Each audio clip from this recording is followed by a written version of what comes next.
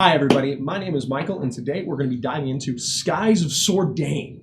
Welcome to a wonderful world of Sordain, where technology and magic work in tandem to bring its citizens above the brutal hardships of the world below the 9 great continents that sit above the clouds.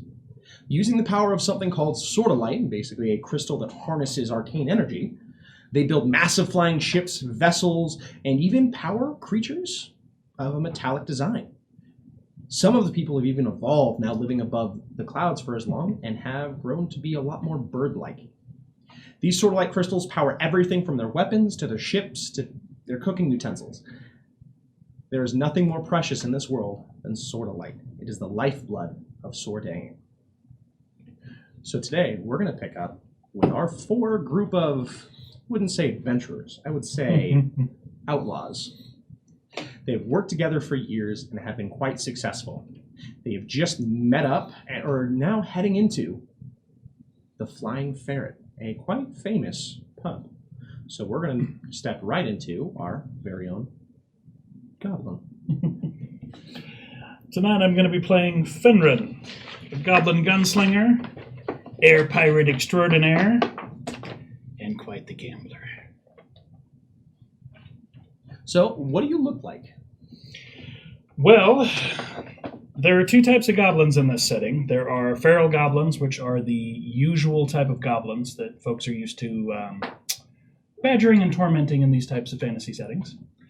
And the other type of goblin, elevated goblin, we'll say, in this setting is they've actually evolved over the years, and they have been able to embrace things like social etiquette and graces, research and intelligence, and learning things like marketing and financing, and they tend to be in positions of power where money is involved. Yep, we call them Tiltic goblins. Tiltic goblins. So the first person to walk in and approach you is our gnome. I'm a gnome! I'm a gnome named Tilly Brightsmith.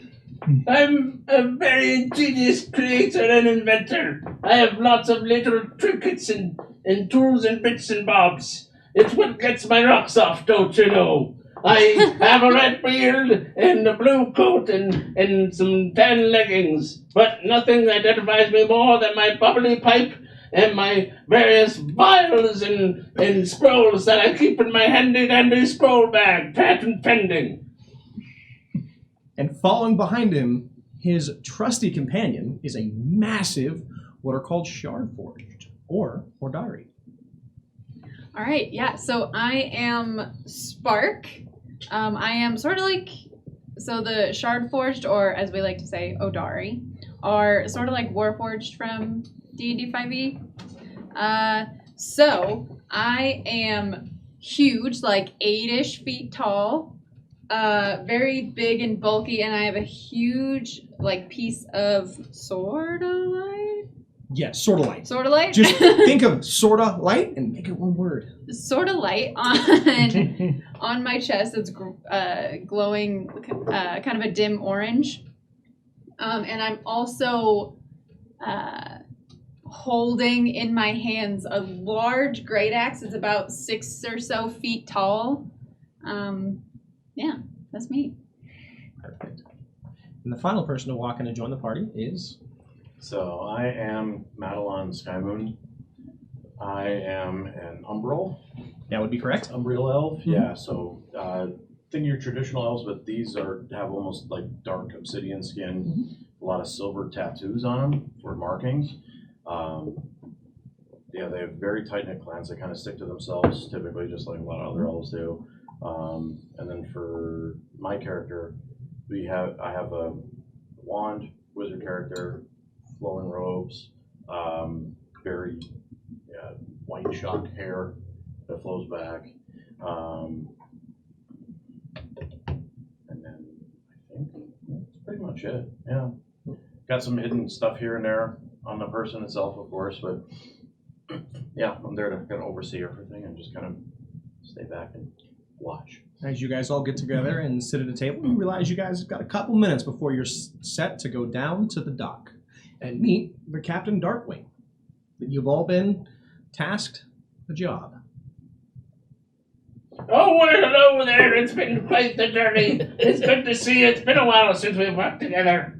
As I walk up and find a place to sit next to my little goblin friend.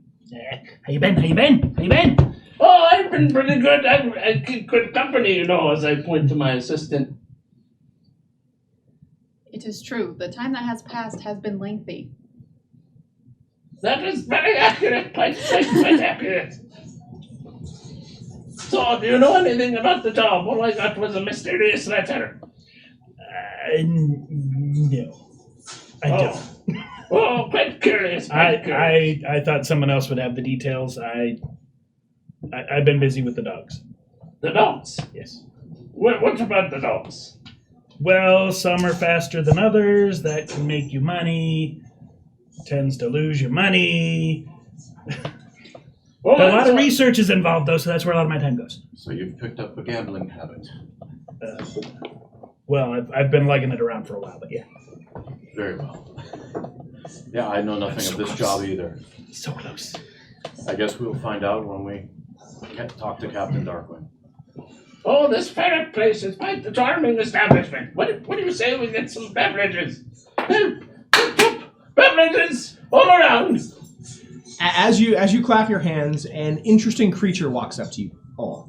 It almost looks like a bipedal owl who kind of leans up and just kind of tilts its head. What would you like?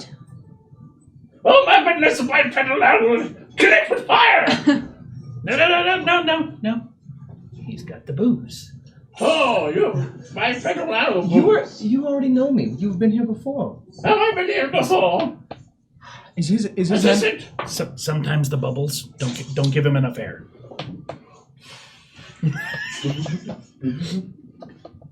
Well then, would anyone like food or drink? I'll have my usual if I've been here before. You're lucky I remember. Oh, that's good for one of us. Oh, wait. So, Warm wine. Just my usual spirits, thank you. absolutely. So he kind of turns, and as he's walking away, his head rotates all the way around. Are you sure there was nothing else as he's walking away? Very excellent. I hate it when he does that. Flips around, and he walks back. A couple minutes go by, and he brings back drinks and actually brings a couple crackers and some cheese. Here you go. Thank you. Mhm.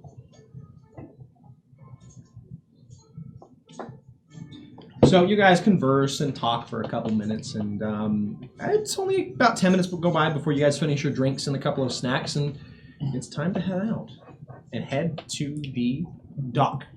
You know that you're looking for the dock station 7 is where you're supposed to meet the captain. We ready? Let's get dangerous. Oh, yes. Quick. Dangerous. Oh, Mike.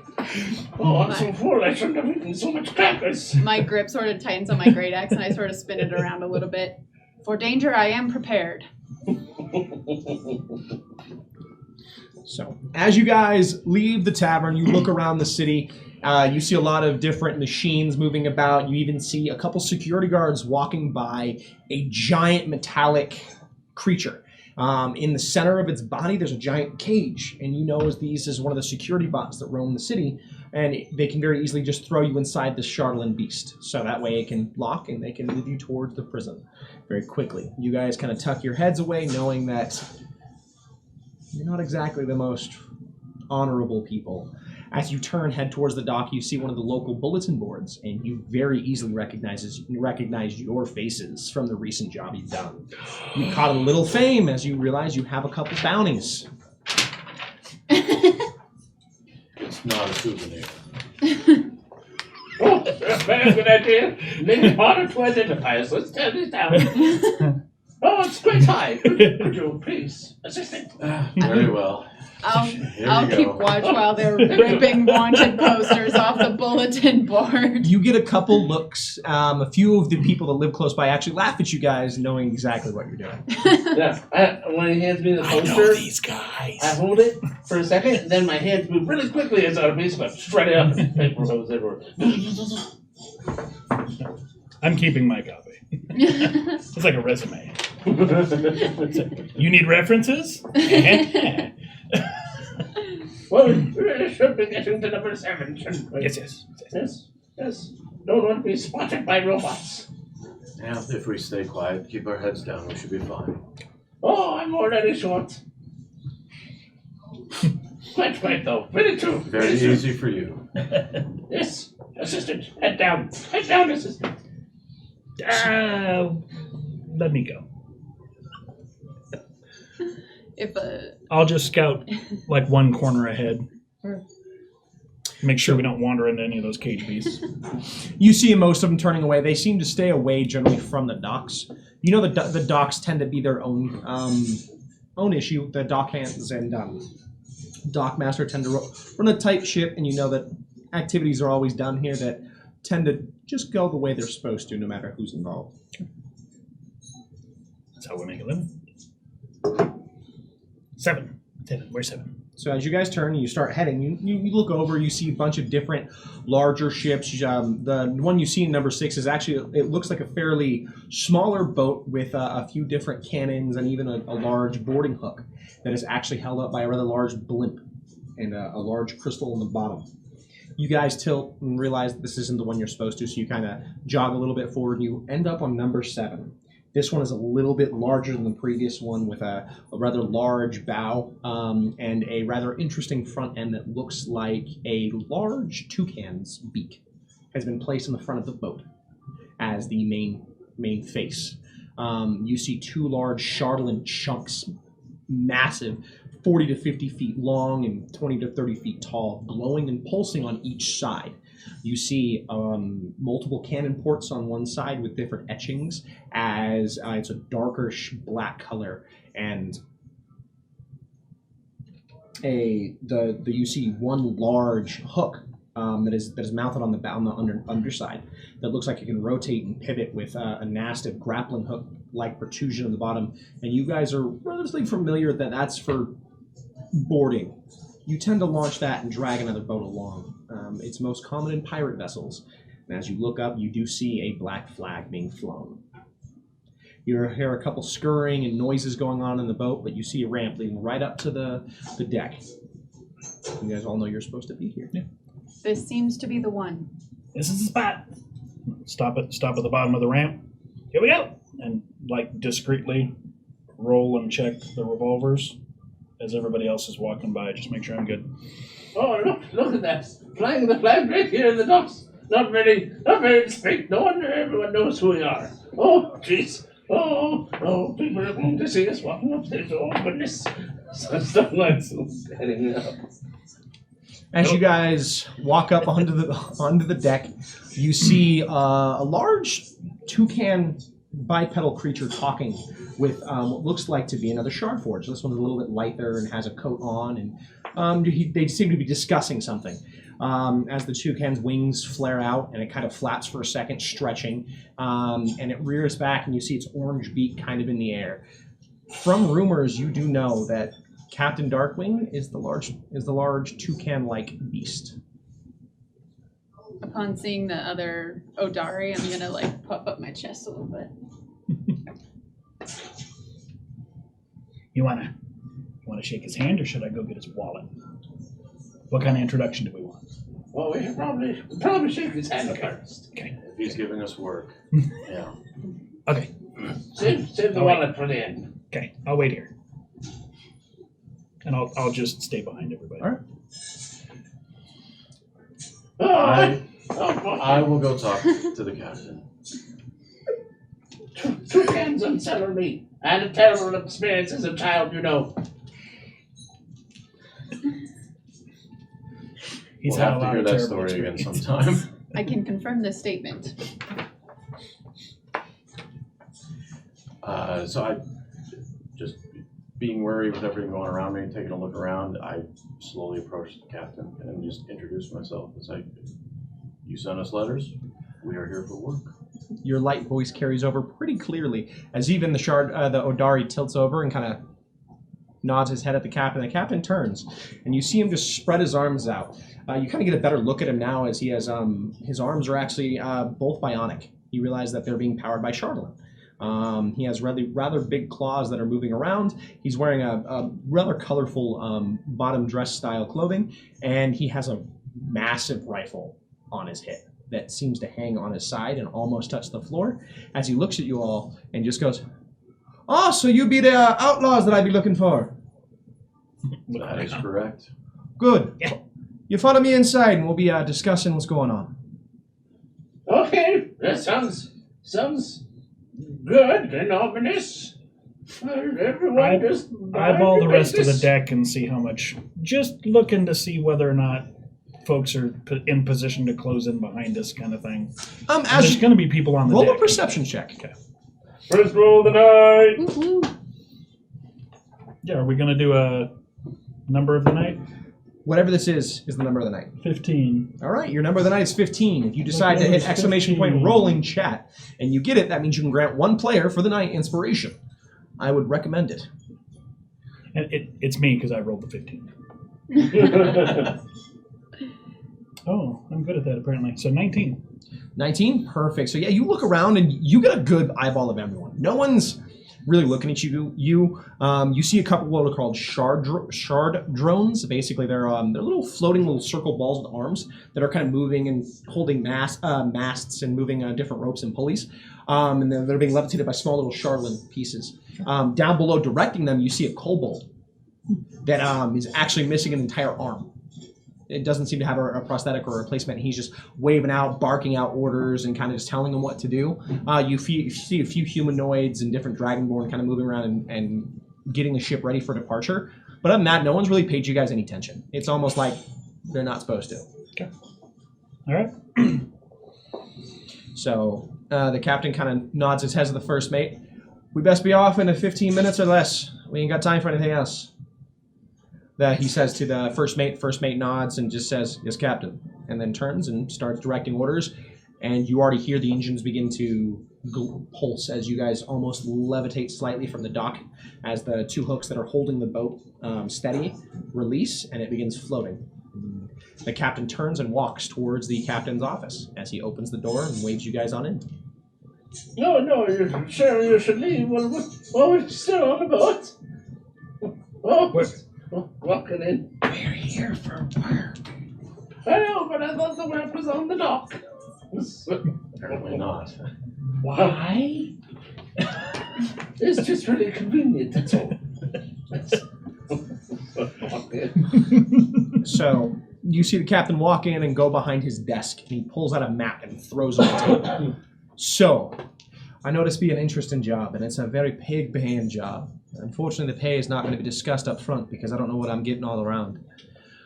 But rumors around been saying that have you all heard of the Red Empress?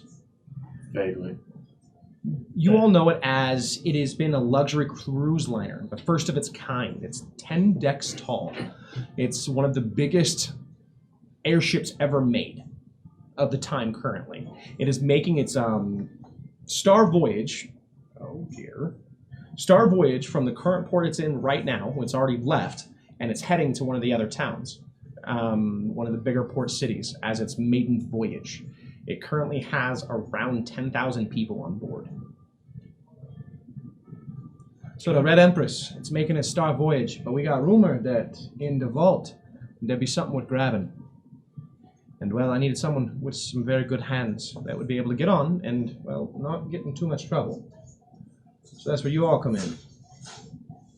And how is it going to be getting on when we're riding a very obvious pirate ship? I believe us riding up on this Baroness ship, they would probably find it quite alarming. Quite. Well, that's what I be doing the planning for. So what we're going to do is we're going to be flying about 7,500 feet in the air, where the Red Empress is unfortunately stuck at the 5,000 feet because it can't fly much more without picking a fight with the sea creatures, with the sky creatures. The problem is we'll be fighting the beast ourselves to get there. And what the plan is once we get up about 2,500 feet above it, I'm throwing you overboard. I don't know that I like that part of the plan. It's not as bad as you think. So as he's saying that, you hear the skyship begin to slowly start moving forward as you hear the engines begin to propel forward. Not making any like propeller-like sounds, but you hear the steady thump of the magic as it pushes and pulls you guys towards where I can only assume is where you're going. You hear the the different sails flapping and waving in the wind as you guys are jettisoned forward. The boat kind of rocking a little bit as you guys all try to maintain your balance. But no, so basically it's going to be cold up there, and we're going to basically have you guys get in protective suits and go all the way down. Unfortunately, we can't drop you closer because the Red Empress has a new system. It's called a repulsor sodalite system. Basically, there's a large shard in the center of the beast that puts a little bubble around it. It protects it from the elements and the creatures around.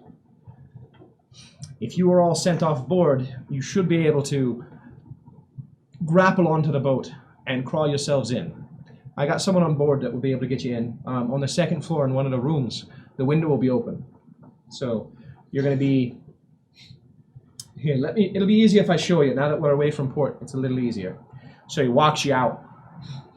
Not caring that if you guys follow him or not, he kind of kicks the door open and walks out and points. And you see that same kobold kind of moving and shuffling one of the cannons, and you hear him very loudly saying, "Yeah, I think they should fit just fine."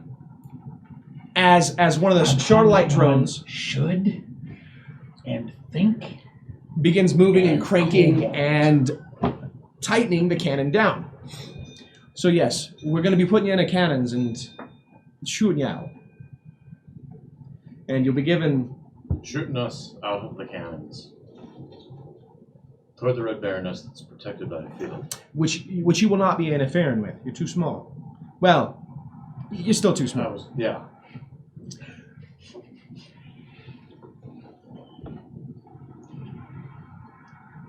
Being familiar with, and I open my coat and show the revolvers, firearms and stuff and such. I don't know if I like your math on us being in them. So, thankfully, we're not going to be using anything gunpowder-wise. It's all soda light, so it's not going to have any explosiveness to it. It'll feel weird, but that'll be about it. Don't worry, we tested it. The kobold went through it first. Before or after he lost his arm? I don't remember. You see somehow the curling of the skin on the edge of the toucan's beak, as it definitely has a smirk. And that's not the hard part. Obviously. The landing's the hard part. You're going to have to be avoiding rocks and floating objects and probably a few different sky shocks to get there. If it is to be believed, this is the payday for each of you is going to be at least 20,000 platinum after the selling of the solar light. So you shouldn't have to work another day in your life. Here's a little question that I don't think you might have calculated on. That solar light, how do we get it from the Baroness off?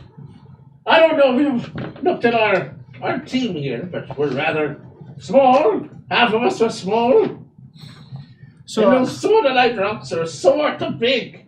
Oh, that's no worry. I spent a pretty penny on something that'll be doing the job just fine.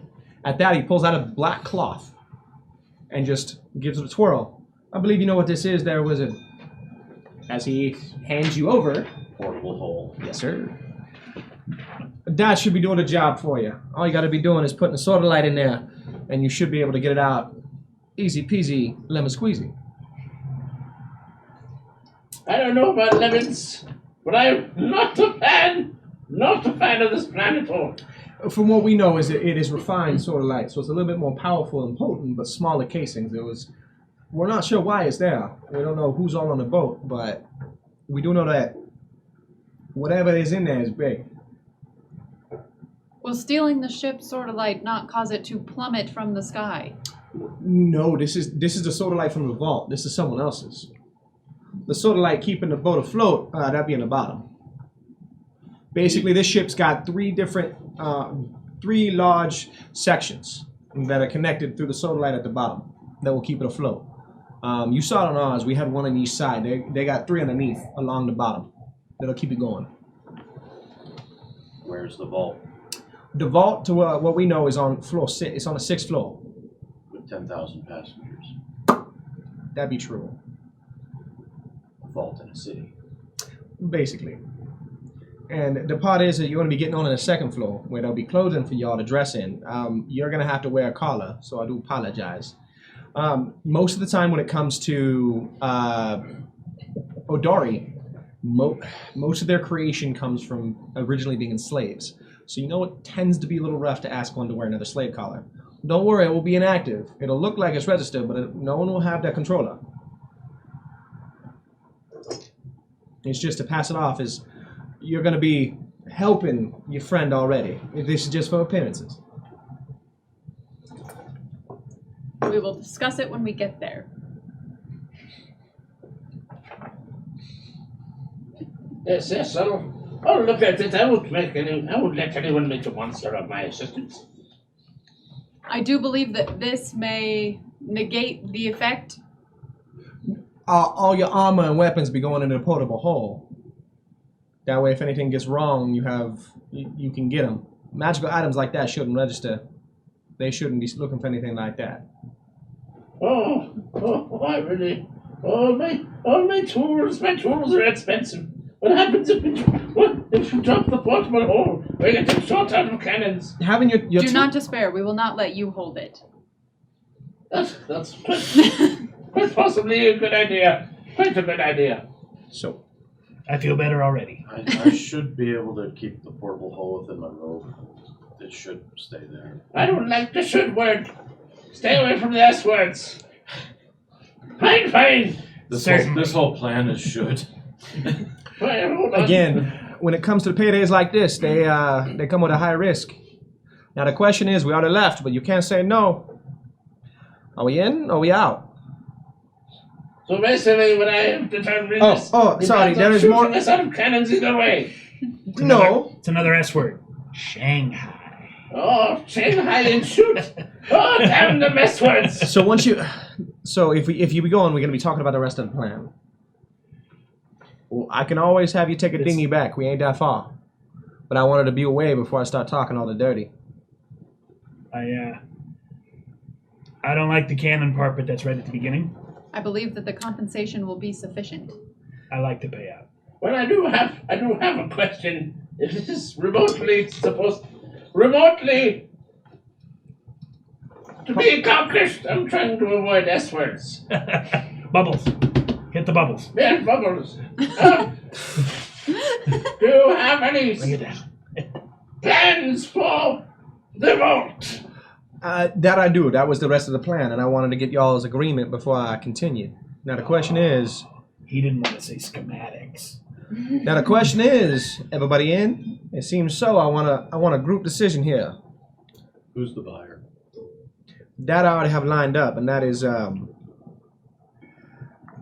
let's just say it's going to be sold right away. That much refined soda light. I'm pretty sure thereafter there's going to be a war, but that is not my problem. Probably for the cobalt. They get cranky. They do. I'm in. I want us to do this. We're a team. We all go or we don't go, but I'm in. That's a very convincing argument from an addict.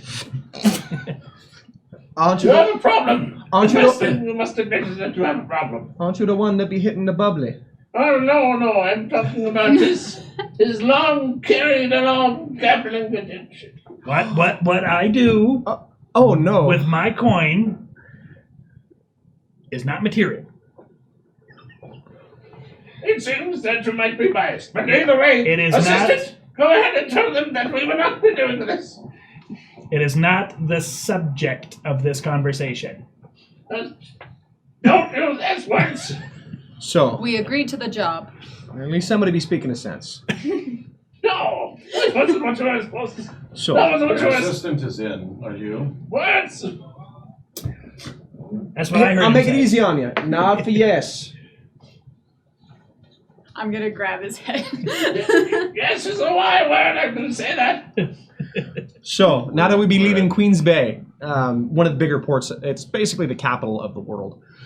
Now that we left Queens Bay, it's on its first voyage to the Parta, basically one of the little smaller towns that it's going to store up on food again before it be venturing out. It's making its way across all the way to Darren, one of the other big cities. So, the plan is, once you guys get in on a second window, and you be getting in and get changed and look presentable, your goal is then go down to the 4th floor to the casino and make your way until you find a security guard by the name of Kahilda.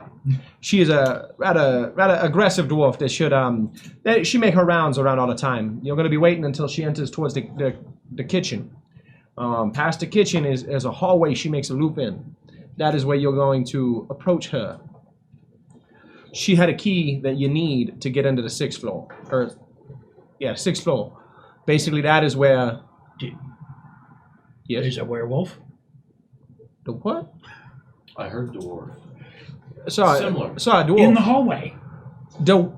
Dwarf is in the But you said there's a lupin. a loop that the dwarf goes I am around. sorry. The beak can make it very hard to talk sometimes. I apologize. Okay. Just clarity, just getting clarity. Basically, she is in on it. So you're gonna approach her and let her know that you are there. There's a word you're gonna tell her that should allow you to get the code. Oh, S-words. That would be correct. You're gonna be letting her know that you come with solidarity. That would be letting her know no sex then. If you tell her that word, she will give you the key card that you need to get in. What if I tell her that it rhymes with solidarity? She will shoot you and turn you in. Well, that's a damn shame. I will speak the S word. Good. And once you be getting the key, then you're going to be moving down once you get that from the 3rd floor, you're going to be moving down to the 6th floor, where you're going to be finding the repulsor engine and be turning it off. And that's what's keeping this boat from anchoring with that one, because the repulsor engine will prevent the hook from sinking in. And you come get us, you're the way out? That would be correct. All right. The vault be on the 7th floor, the below. That one, 6 or 7? 6th or 7th. 6 is where the engine is it's keeping the metallics away. Okay. Basically, the metal that our hook is will be repulsed off. Okay. The vault is one more below it. Okay. Unfortunately, it's in the heart of the ship, so we can't get to it any other way. Okay. That And card, the casino's on the 4th. With Yeah. Kahilda, the 3rd. the 3rd. You are landing and getting in the window on the 2nd. And then once you get into the vault, you're gonna put everything in that that little portable hole, and you can get up to the deck and get off. We'll be anchored in, provide enough noise that it should be pretty easy for you to get out. Will not the 10,000 people have a problem with a pirate ship? Well, after you get the repulsor off, me and the crew will be causing a ruckus aboard. They won't even know he'll be gone by the time we be leaving. And do you really care? Because If again, the people on board don't like pirates. once I be getting this job done, I'm done. I'm gonna go retire. This ship is gonna burn, and it will be a funeral like no other. What floor do you plan on anchoring? We will be anchoring on the port side, and we will be assaulting the deck. The next warning is that the vault is guarded. There's a couple different Odari war machines that will be down there, and there's rumor that there's something else that was paid heavily to guard it. So I don't know what that one is, but you find warriors should be able to take care of it, whatever it is. Rumor is after your last job, half a building exploded, so I don't think anything will be getting in your way again. That was an accident. Well, you can't believe everything you hear. So, that be the plan. Are there any more questions? Anything else? Once we're past the canon part, I don't think I have any questions. I still have lots of questions about that part. Just look at my pistols again. So then, at that point, I guess it's just time to get you all in your flight suits. Oh, swanky. At that, he just claps his talons, and you hear a couple little, as 4 different drones fly out. 3 of them carrying boxes, and as they hand each one to you, they're actually fitted flight suits, basically like squirrel suits, that will allow you to glide a little easier. And in the box are 2 large hooks. They almost look like climbing hooks, but you realize there's a couple different engravings on the edges of the hooks.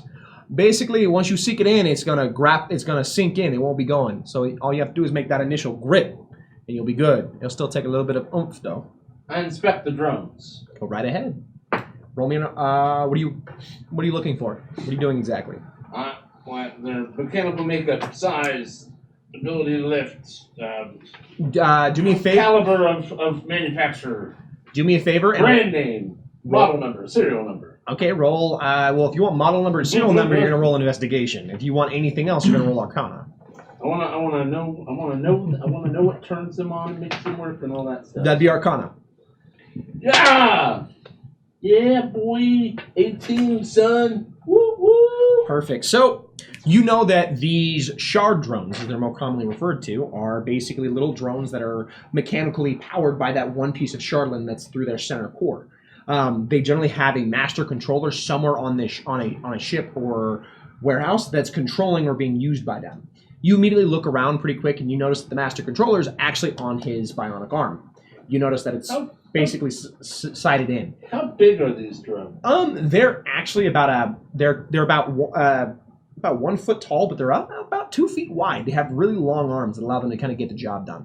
I take 2 of the drones and I strap them to my feet. They will not be shot out of a gun. I'll just ride the drones. As you go to reach for them, they kind of fly away from you. Hey, get over here! What? I'm acquiring you for a job. May I ask what you be doing with my drones? I'm just going to turn them into little Lamborghinis. You know that after 15 feet, they no longer work after the boat, right?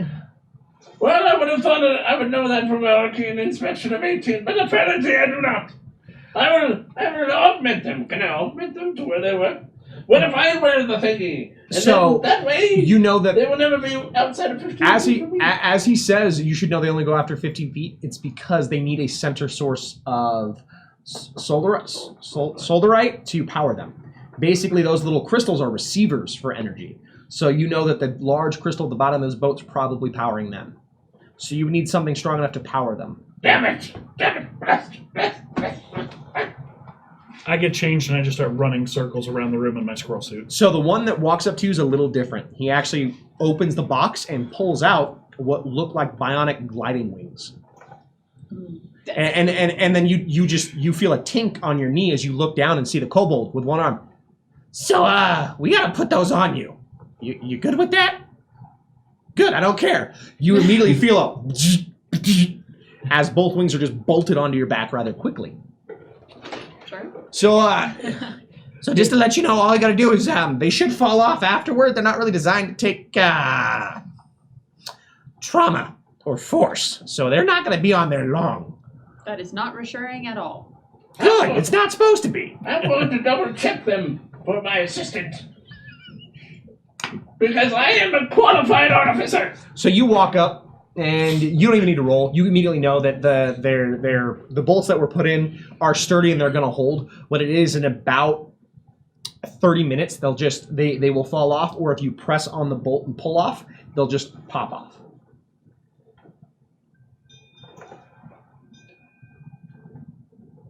I slap him. Looks good. Good enough. Okay. You should be safe. Well, if they pass his inspection.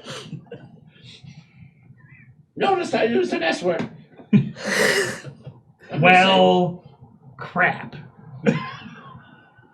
Well, here, give me the portable hole. I have delicate things. It might. I would advise against putting your stuff in there yet, like armor and weapons, because again, you may have to fight something in the air. We're going to be going up to the area where things like to eat you.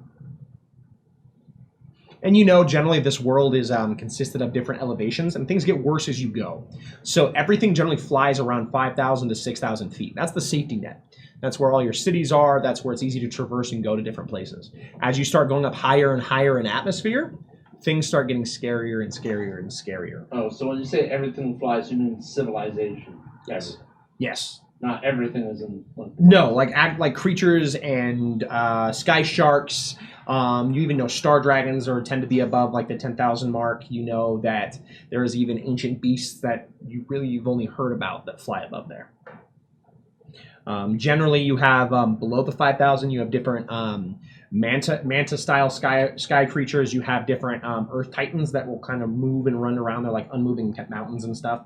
All those types of things rest below that 5,000 mark. Sky koi, that kind of thing.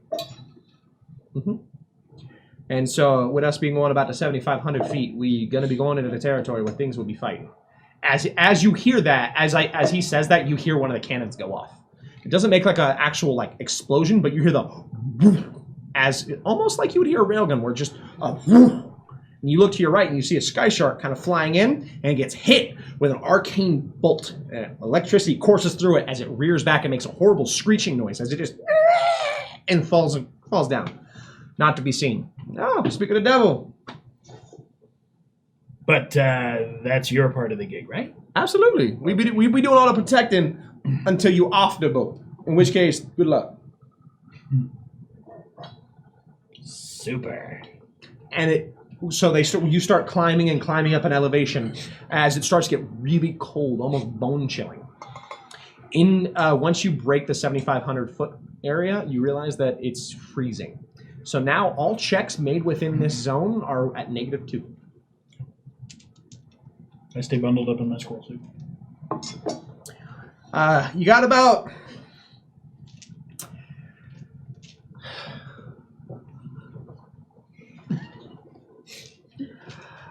Yo, Steel, about how far are we out?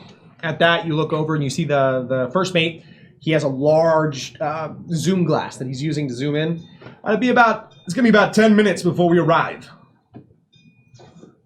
So, in the last couple minutes, any minor decisions or anything you need to be doing must be done now before I say goodbye and wish you all the best. So who among us are praying, folks? Would it be wise to tether ourselves together so that only one of us needs to grab onto the boat? Well, I think I'll be all right for the climb. I don't know how physical some of the other folks are. It may be tough for me. As you guys are discussing that, the drones are actually coming around, and you feel them throwing belts on each of you that are like climbers' belts that have loops on the back that he's anchoring rope to each one of your bodies on the back. That way, you're a little bit more conjoined and connected. Well, never mind then. Yeah, we should. Definitely forgot to describe that earlier, but it totally passed over my head. I was like, oh yeah, I'm supposed to be talking about that too. Since we have like Now one I'm uncomfortable set again. of those hooks. No, each one of you have hooks. Oh, each one of us has Yes. them. Okay. Everybody I was has a thinking we pair only of those had hooks. one. I was like, okay, well, one of us gets them, everybody else is out of luck. Anybody has weapons, make sure they're handy. Always. So I don't think tying anybody to me is going to do any favors. I'm sure I can get onto the boat. I don't know if I'm going to lift either of them even. I can lift us all. That is very true. Figured. Perfect. So as you guys discuss and bicker and kind of just have a couple final moments before your impending doom, I mean adventure, you look over and you see the kobold kind of yelling and talking with different drones like, hey, you're not supposed to be doing that. No, here, we got to try this. Get in. And so you see one of the drones kind of fly in and actually go into the cannon that's supposed to be fitting one of you. And you see the kobold reach up and just tink. And you see a spark of arcane energy as it fires out the drone. But unfortunately, there seems to be something wrong as just parts of the drone fly out. It's not supposed to be doing that. That's more like how mine work, which is why I'm worried. And then you hear yeah, that's right, this is the wrong cannon. Shit. And you hear him run away, and then have a couple different, completely different cannons be dragged over. All right, now we gotta do all that again. This time, less explosion. And you hear a couple more dinks and tinkers as it becomes time to embark. Is there a test shot? No, you do not hear a second test shot. I'm not the negotiator, but Is there a reason we do not just jump? We have to, you hear the captain speak up. You have to be out of the range of their vision. So we're high enough away, but if we go too close to them, they can basically see us coming. If we go above them in any facet. So you got to go more at a diagonal angle. but you can't start flapping the wings. We can't just jump and drop. There won't be enough propulsion. I'm so sorry. Again, we're going to be a couple 100 feet from them to make sure. Because again, we got to do this as quietly as possible. We don't need more Odari getting a wind of what's going on and be fighting you. Because again, the whole point is to get you into the heart of the beast to fight first, and then I do the boarding. That should keep every reinforcement away from y'all. So without us, there's no payday for you. Is that correct? That would be exactly true. I believe we deserve hazard pay on this one. I'll be honest, I'm including hazard pay in the payday. 1,500 platinum is a little under what I'm getting. I'm only walking away with 18, and that's just because I paid a lot to get everything ready, and I'd be doing the selling. So truthfully, it'd be a pretty equal split, and I would prefer not to take away from my crew getting any either. Because every person on this boat be getting at least 200 platinum. Well, as long as you How keep... truthful does it sound? Okay. 10. You believe he's saying everything true. He seems to be pretty honest with what he's saying. Okay. All right. Now, if it really doesn't matter, though, I will throw in 100 platinum each. Because that's enough to afford damn near anything. You know what? I'll make it easy. I'll send 100 platinum to your family no matter what happened, even if you die. And if you don't have family, I will go put it all on red. That doesn't pay out very well. Pick a number. Whatever you want, I'll be doing it. And just because I know... Fair enough. Everybody else okay with that? And just in case to blend in easier, he throws you each kind of a couple pouches. Everyone gets a pouch, except you. Everyone gets a pouch with about 2 platinum, 10 gold, and about 20 silver. Yep. Just in case you all need to blend in a little bit. Oh, we're going to need to blend. Right around floor 3. Blend on floor 3. So, all I can say now is time to get in the cannons. I'm just wringing my hands really hard on my ass. Don't worry, you be getting a simple payday as well. It's just, well, you don't need to be doing any blending. I apologize. I accept the reality of the situation, begrudgingly. At that, one of the the kobold walks up. All right, it's time to get in. Oh, and here he holds up a rather large collar. I'm sorry, but and he jumps up and just throws it at you, and it locks in rather quickly. And you don't feel the normal pull of a master controller, so you know that it is in fact not active. Once again, I'm going to say, I I'm gonna accept narrow the my reality of the situation. And I narrow my eyes at him. How does it come off? You simply pull it off. I made it quite easy. I won't say I'm evil, because I've done evil shit. So I'm just going to say I'm not an asshole. He said he's done evil caca in the past. I'm gonna climb up Spark, and I'm gonna see if that thing will come off with no problem. Very easily. All right, he's not lying. Again, I want y'all to succeed as much as the next person. I'm not even sending any of my crew to make it a little easy on you. I'm just hoping you don't betray me. I understand that, but we got to come back. Yep. And again, I gotta fly a boat into the Empress, which is heavily guarded, and probably lose half my men. And at that, you hear a couple people stop and turn. What? You didn't say anything about that. Oh shit! So sacrifice, I'm willing. Don't worry, I'll pay y'all.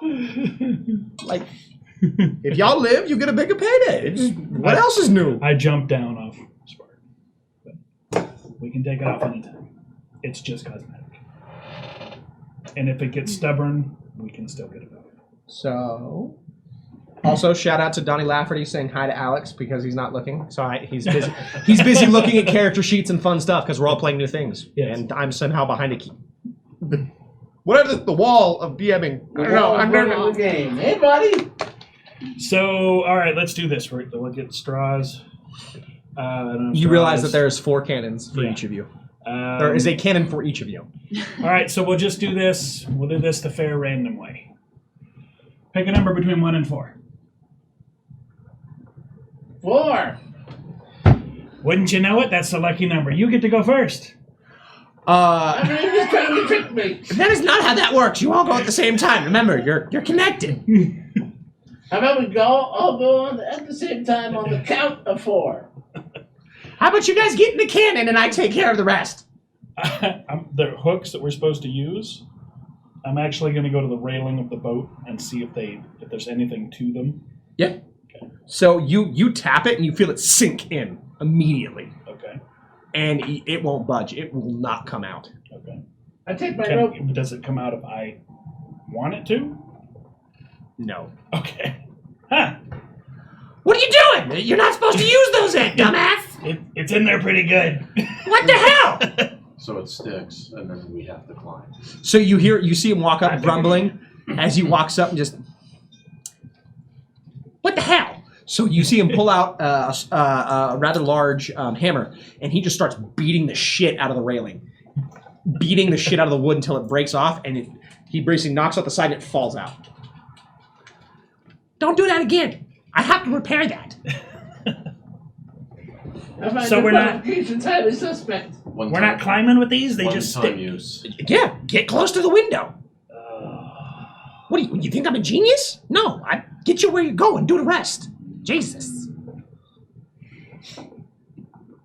I'm over here in a cloud of bubbles with my bubble pipe. Oh, bubbly, get in the goddamn cannon. Hold on, I'm not quite finished pitching this. You see me fiddling with my rope as I convert it into a rope of climbing using one of my augments.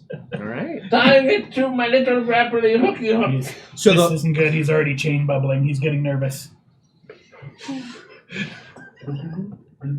I climb into the cannon. All right. So everyone hops on in. You're all terrified and unsure if this is going to work. Fear's kind of ebbing in at your body as you hear I really hope this works. I didn't get to test fire it. Hey, it's not my life. And you hear it tink as all you hear is as you're all jettisoned from the boat. You're all unsure of exactly where you're supposed to go. As you're all being shot forward, you're all kind of trying to maintain forward momentum as you're flying and moving. I need you all to make dex saves. I could definitely do that. You know what? No, acrobatics checks. We'll make it a little easier to those that have that. Not saves, dexterity checks, because you're aware of what's going on. Acrobatics checks. We are it. Oh, not quite that great. 20. Yeah. Oh, yes, a d20. I did get a 20. Oh, Nice. Good job. Hey, first natural 20 of the night to Eddie. Yay! So, round the table, what'd you get? Total of 25. What'd you get? 16. What'd you get? It's 20. What'd you get? 16. All relatively good. As you guys are kind of spreading out your arms to kind of glide a little bit better, you see the rocks that the captain was talking about, and you guys easily roll and pull out of the way. You actually almost get hit by one, but you feel your friend roll into you and then roll back, easily pulling you away from the rock. Done this before. No, Megasaur! As you guys are prepping, you look, and in the distance, you see a very bright shimmer as you see the Red Empress. And you now know why it got its name. It's a massive, gorgeous vessel that is made with pure, dark, reddish wood, and it's embossed with gold edging and coloring. And you know it is massive. And you guys are coming in fast. Watch for the open window! At that, you hear a screech. And you look to your right, and you see a sea shark. Sky shark. Oh my gosh. A sea sky shark. A sea sky shark. A sky shark. I see sharks see Moving sky. towards your way, and you notice it has a couple scorch marks, and you realize that it's the same one that got shot earlier, as it's dashing towards you guys, looking Does for its it look next like meal. a shark just in the sky? So it looks almost like a hammerhead shark. The only difference is instead of fins on the sides, they almost look like gliding glider wings with crystals adorning its body, sort of like crystals. Ew. It's not a nice creature. It looks disgusting.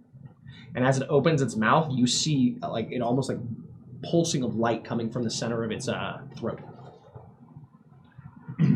I want to. I don't know where I am in the order of like where we're tied up, but I want to. Whoever's next to me, like closest to the shark, I want to rip the rope so that they end up behind me and just like try to carve through the shark as it flies by us. Do me a favor and make an attack roll with disadvantage.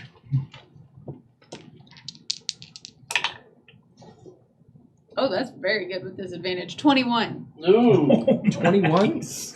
Now roll damage. Are you a super shark? This one. Oh, that's good too. 15. You know what? Perfect. So as you grab the goblin and rip him forward, and you roll. As you roll, you don't even use your other hand, and you just simply reach out and hold the axe steady. As it just hits the axe and begins carving its way through it from the momentum, and both halves kind of fall and begin just drifting down. Everyone just kind of witnesses your good friend just carve into it very easily. Cool. Good show! Yeah. Just a trail of bubbles. Yes, the trail bubbles. Bite. And now we prepare for impact, and I'll pull out my spikes. You know, this journey has given me a lot of time to think. I've actually come up with some great ideas. I can't wait to jot them down. Ah! Don't think! Get the spikes! Or the second floor. As you guys are getting closer and closer, you realize you can see this actual shimmering field around the Red Empress as it's flying lower than you thought it would be. It's almost like riding the clouds. Right before you know that right below the clouds tend to be arcane storms, or that's where a lot of your bigger like land beasts are. That's where the world below is. As you guys get closer, you spot the second story window open. Madeline, with your eyes, you're able to see the window perfectly open. It's two windows open wide, and you see a clear, hard chunk of wood right underneath the window. You should be able to land in very easily. All right. We have our target. All right. I need acrobatics checks once again. Okay. Tell me how this affects the roll, because my intention is to tuck and get ahead of everybody, and I want to go in the window. All right. So, give me an acrobatics check with disadvantage because you're still roped to everybody. Okay. Everyone else, just give me a regular acrobatics check. This is determining where you're gonna land on this beast. 11. 20. I got lucky. I'll take it. What'd you get? 14. Thank God. All right. What'd you get? 11 total. Okay, what'd you get? A number. That That is. is less than 10. Did you roll? What'd you roll on the die? It's important. I rolled 2. Okay. All right. Can I try to help the gnome again? It's okay. In a It could second. be worse, is what that means. It could be worse. So You're as just gonna go crashing through a closed window into like somebody's bunk. as you're approaching, Rope, save me! As I use my rope of climbing. Save me! As you start approaching a high velocity, you're flying forward. You feel the wind across your chest. You flatten your arms together to kind of get a little bit more penetration power as you hit that shield, and it gives away very easily. It's almost as if it wasn't there. You feel almost like you went through a blanket. It just a simple woof. But you immediately slow down. You feel it as the area around the Empress is being slightly controlled. So the weather's a little different. It feels a little warmer and toastier to the touch. As you're getting close to the window, Madeline very easily flips the pickaxes in hand, grabs them, and lands easily.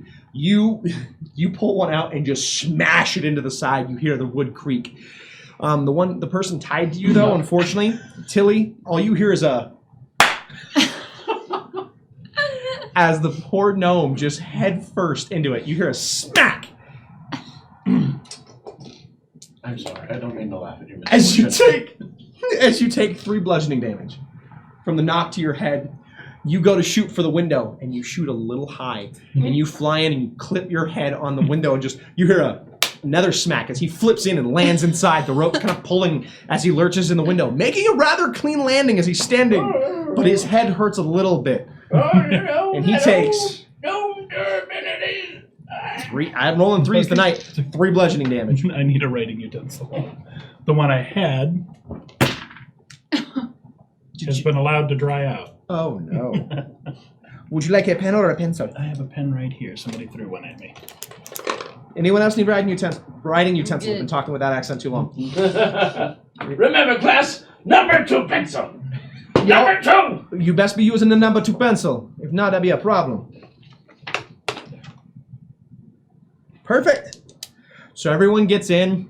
Tilly's kind of dangling. You hear him groaning. Thankfully, he was able to he bite down on his pipe, so it's still around. He didn't lose anything, but he's rather dazed and confused.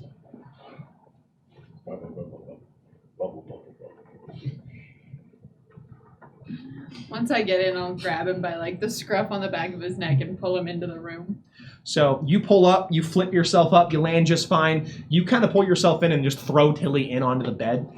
You see another 4 boxes with different names on them, make it a little easier. And you guys walk in.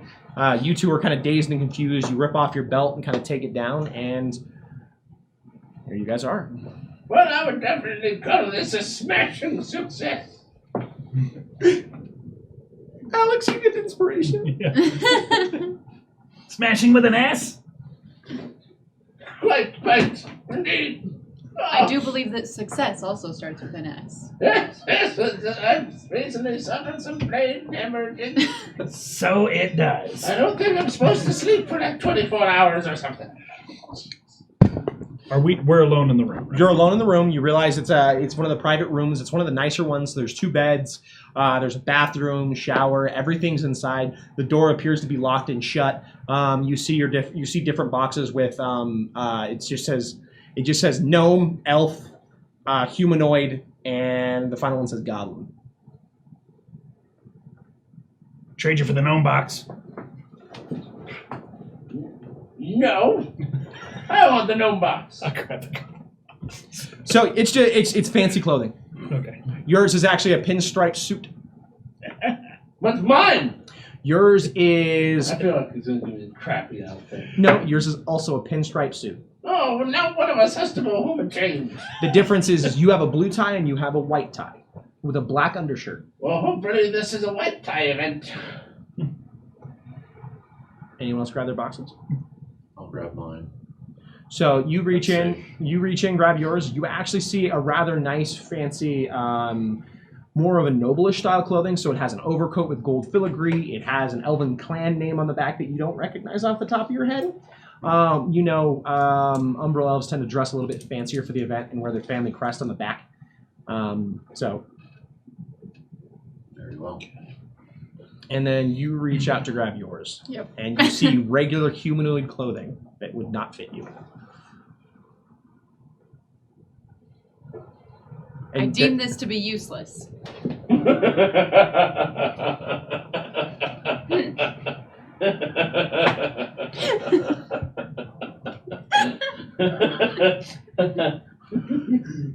So you guys are standing there. You see your dress clothing. as you guys are changing and dressed, you have all your armor, your different weapons and things like that are kind of being laid on the bed. So I don't have a knife, so I'm going to keep one of the pistols, and I'm going to rely on my sleight of hand to keep it hidden.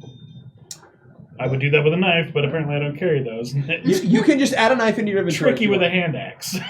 Again, I made some of these a little quickly, Okay. so if you want to add a knife, feel free. Again, if there's anything missing off your sheet, feel free to just add it. It would make more Anything? sense. I'm just going to... Anything that's not magical. Tara, what's your character's name again? Spark. Spark. Spark, what do you think? Inconspicuous? As I turn, and you can blatantly see that there's a shotgun tucked into my pants. I do believe you look like you are overcompensating.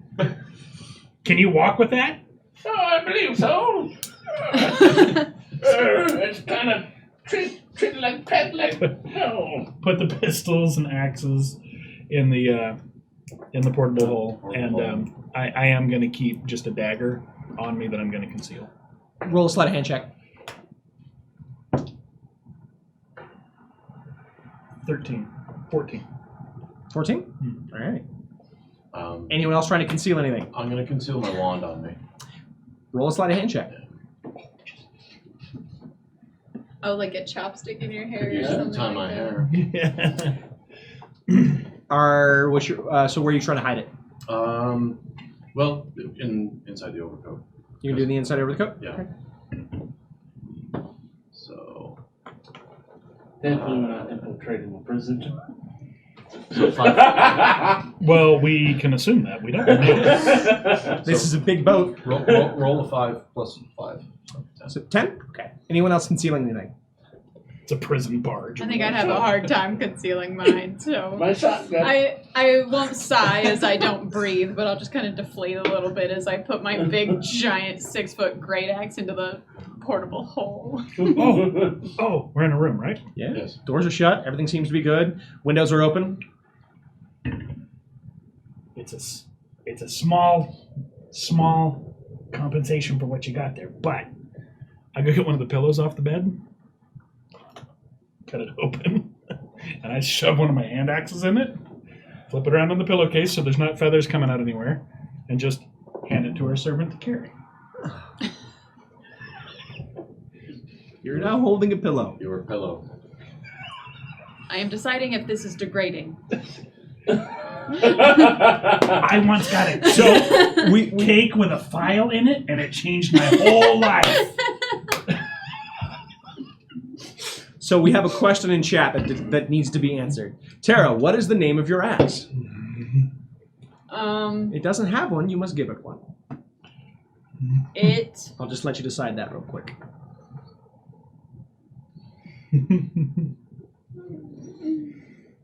It is called. I looked this up at the beginning because I said Name generator. pretty much. Yes. I don't know. Sorry, it took a little longer than obscure. No pressure. This is my great axe moral compass. There are many great axes like it, but this one is mine. That's right. You can always say I will tell you the name a little later if you'd like. When I think of one, I'll let you know. Just know that if you don't yell that Axe's name out in a battle cry, if there's combat, Obscure Oak will be very, very mad at you. And just just disadvantage for the evening. You know, I will come up with a name and I will let you know what it is.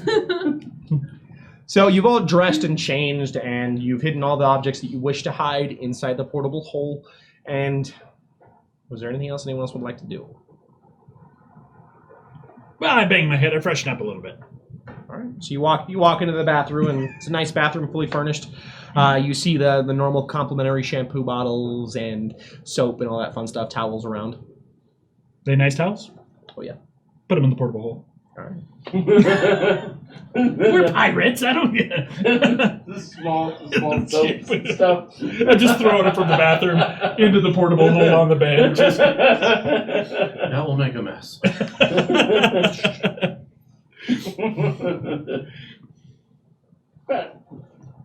They wouldn't leave 4 soaps in here if they didn't expect you to take it. They're probably. I heard they throw those things away anyway. Is it possible for me to wear my robe underneath the overcoat? 50 DKP minus. You would look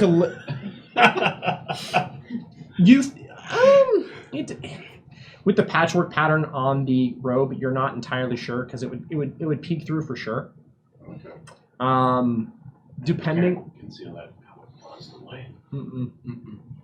You do have an idea that you could probably have it be carried by somebody if they are.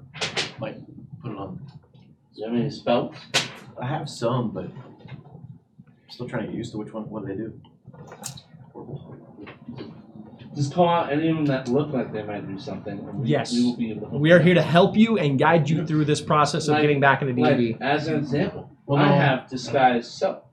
Oh. And so I could use that, like if I was in your position, if I had disguised self. And so it should be on your spells page. Oh, there we go. Back here. I'm gonna save some of this. Yeah, so we're gonna get it. By the way, this is fantastic. I'm enjoying this thoroughly. I'm glad you are. It's fun. Good. Yeah. But it definitely does feel weird being Most behind of the these are pretty behind the table, straightforward. behind the DM screen. Counterspell, which might- I'm excited to do Yeah, it inside nothing that's gonna help you right now. We're trying to conceal that stuff. inside Sword Aim. It's been a world that I've been We get to whatever's around. looking forward to running for a while. Yeah. So it's super cool. Okay. Yeah, I don't think there's Yeah. much. It was worth That checking. seems like a fun Yeah. setting. It'll be fun to dip our toes into it. Maybe we can put the That would be- robe on top of the pillow. Put the robe on a pillow. Wrap the pillow in the robe so it looks like a pillowcase. Pillowcase. If you so wish. Maybe, I don't know. I've seen some pretty interesting stuff on Pinterest. I think he hit his head. I've got this Yeah, big there's that. bruise. We'll put the robe in the portable hole. All right. Put it in the hole. I don't want to lose my robe. I like my robe. There are many like it. This This one is mine. Perfect. And now you guys know where you need to go. I put my But the shotgun question is, in you my have no keys. idea where you're going. Yeah. And I didn't have a pen for all that, so I'm hoping I someone did. said that. Well, I Yeah. didn't go into the third, the second. We can just So say get it on the second floor. Yeah. We find Kahilda in the Kahilda casino in the on casino the on the third third floor. Oh, the woman with the werewolf. Yeah, so we have to tell her we come with solidarity, and then we have to turn off the repulsor engine on the 6th floor, and then the vault is on the 7th Now, floor. was it Solidarity with a W in it? solidarity. That's what I heard.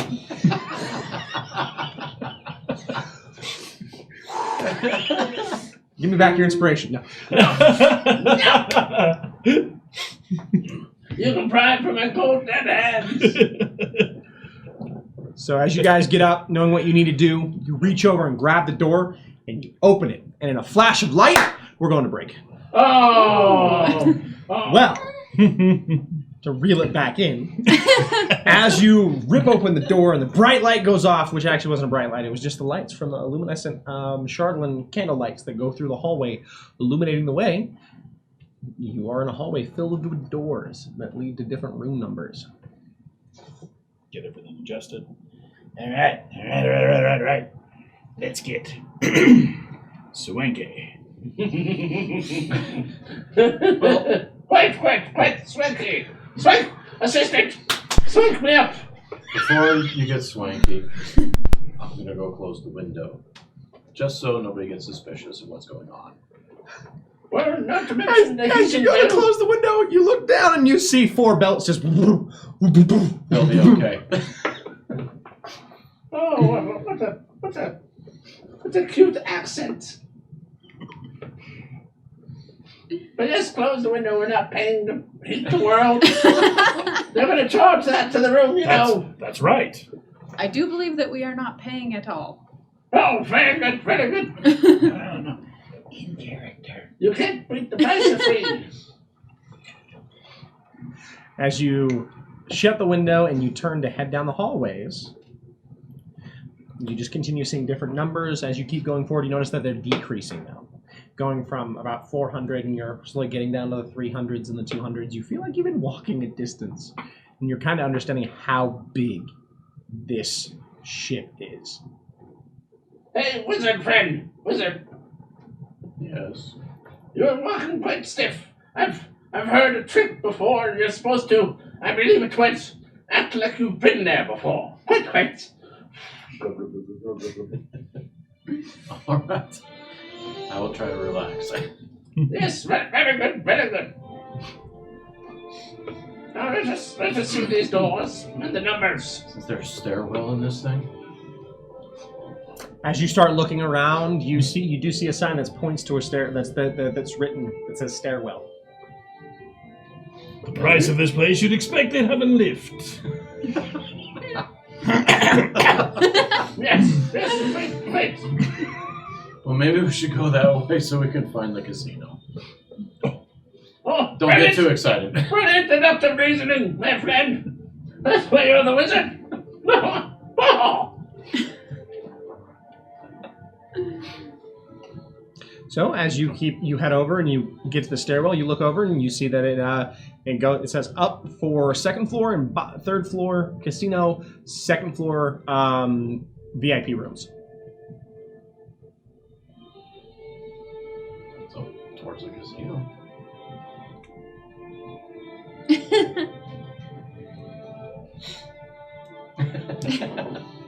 So as you guys turn and begin walking down towards the third floor, you begin to hear the hustle and bustle of people passing. You see a few different well-dressed individuals kind of talking and just shooting the shop just as you walk up. And you see the large doors, rather nicely embossed and engraved that says Red Empress right on the front. And the doors are currently shut. But above it, you see casino.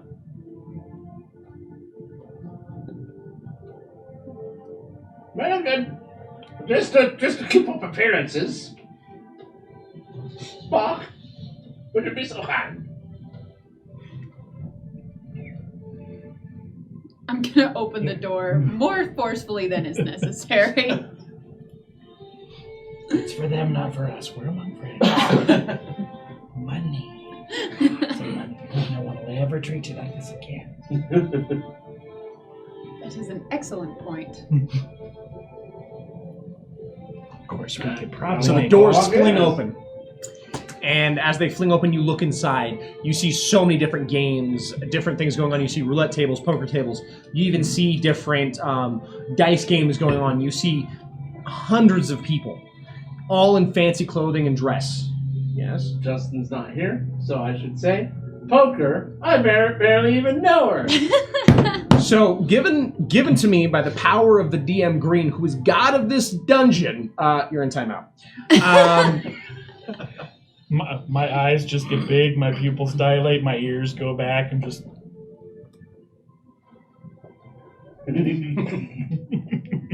Fenrin, relax. We're here. We're here for a job. Here for a job. You hear different bards playing the same song and tune. It's very upbeat and exciting. You guys feel the desire to go out and play for a bit just because of how happy and joyful the environment is. And that's all you see. You just see hundreds of people moving about, different people yelling, screaming, games going on, you name it. So we're supposed to be looking for this great the dwarf. Cahilda, yes. Yes. Cahilda, yes. Yes, maybe we should go and play and blend in. You know, it's going to be weird if we're just wandering around looking for someone the whole time. Maybe we should He must be feeling better. He's suddenly talking sense. integrate into the local community. Well, we have to make sure we don't get split up, though. So, Fengrin, since you're the gambler, pick a direction. This direction looks good. As you say that, you hear someone walk up to a roulette table and spin it, and he says, all of it on 00. I'm going to try to get up there and throw a plant with him. As you walk up, because you immediately see Fenrir turn and walk towards that sound. As he gets there, the table erupts as the money he put down all hits on 00. You hear him you hear him scream very loudly, "Oh my god, I'm rich! Well, I'm already rich, but I'm rich more!" From my higher vantage point, can I look around and see if I notice any dwarves? Roll a perception check. I'm I'm not good at those. It's up here. Look It's at not all on the my mental laptop. people. Oh, I'm really not good at those. From up here, you all look like ants. I rolled a 15, so 14. So you look around, you can spot a few different dwarves. You immediately know that there's just dwarven families, different merchant owners. You're kind of used to it. You see a couple famous boat builders actually too. You even spot a very famous dwarf by the name of Svindir, who actually is known for making many different Odari. What was his name again? Svenrin.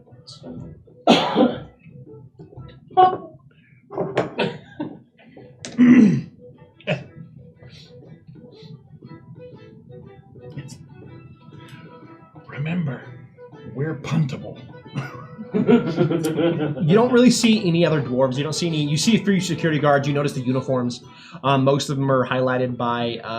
They're wearing very tight suits with a security actually etched in on the back. And most of them are majority of them are shard drones or Odari. But I don't see any female dwarves that look like they work here. Not off first glance. And security is colored? Yes. Except one. And you see him walking up the middle of the very back of the casino, making his way towards the center. You can barely see his head above every others, but it kind of stands out with how polished and clean it looks. And the red light. And everyone seems to be parting for him. Everyone who's in the way just moves out of the way. That seems to be the only one that wants to be here. The rest do not have a choice. As you stand near the table, you see the current dealer lean over. Could I interest you in a game, good sir? Me get a feel for the wheel first. Oh, to get a feel, one must bet money. I'm in when I have the feel. Good day, sir. Let me know when your cowardice leaves the window. Oh. And you hear a couple of the rich people kind of laugh and kind of point and jest at you. You hear comments about you not being able to afford it. As everyone puts money down. You see everyone throw platinum on the table like it's nothing. You immediately realize that this is a very, very hightail place. That to not gamble is to look down upon if you're here. As people start laughing at him, I'm gonna stand like right behind him and like just stand up as tall as I can. As your creaking of your metal kind of moves up and you stand above him, everyone kind of murmurs and stops, and you hear a couple jests of, "How can he afford a battle Odari? Those are expensive to get."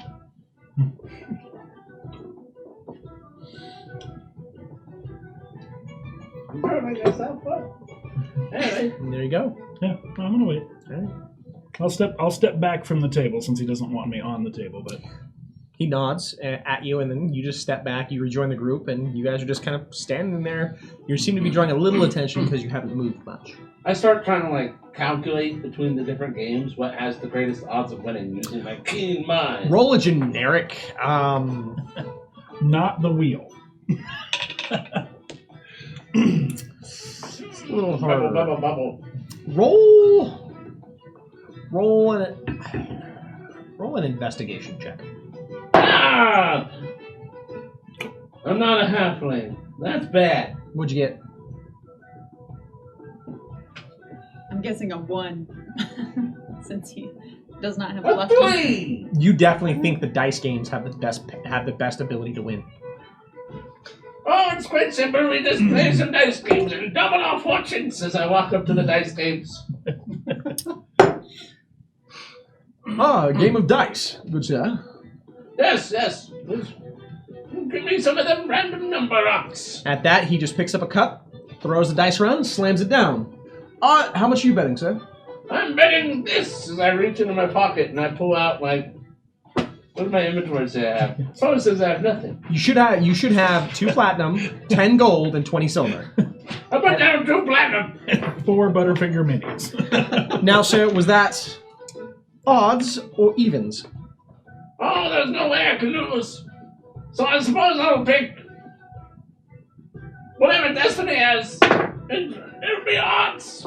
As he lifts his cup, he shows you a 6 and a 2. I believe that's even, sir. Thank you. And he reaches over and pulls your platinum. No, I can't lose. I can't lose. You can always try winning it back, sir. Would you like to make another wager? I would wager. Get rid of that yellow medal you've been lugging around. Yes, I'm getting rid of my yellow medal. It's been weighing me down. It's far too heavy. As I throw it down on the table. I'm gonna watch him and make sure he's not cheating me. All right. It's impossible that I could lose. Roll a perceptions check. Let me see what secrets you want. I'm gonna use my brazen. Ah!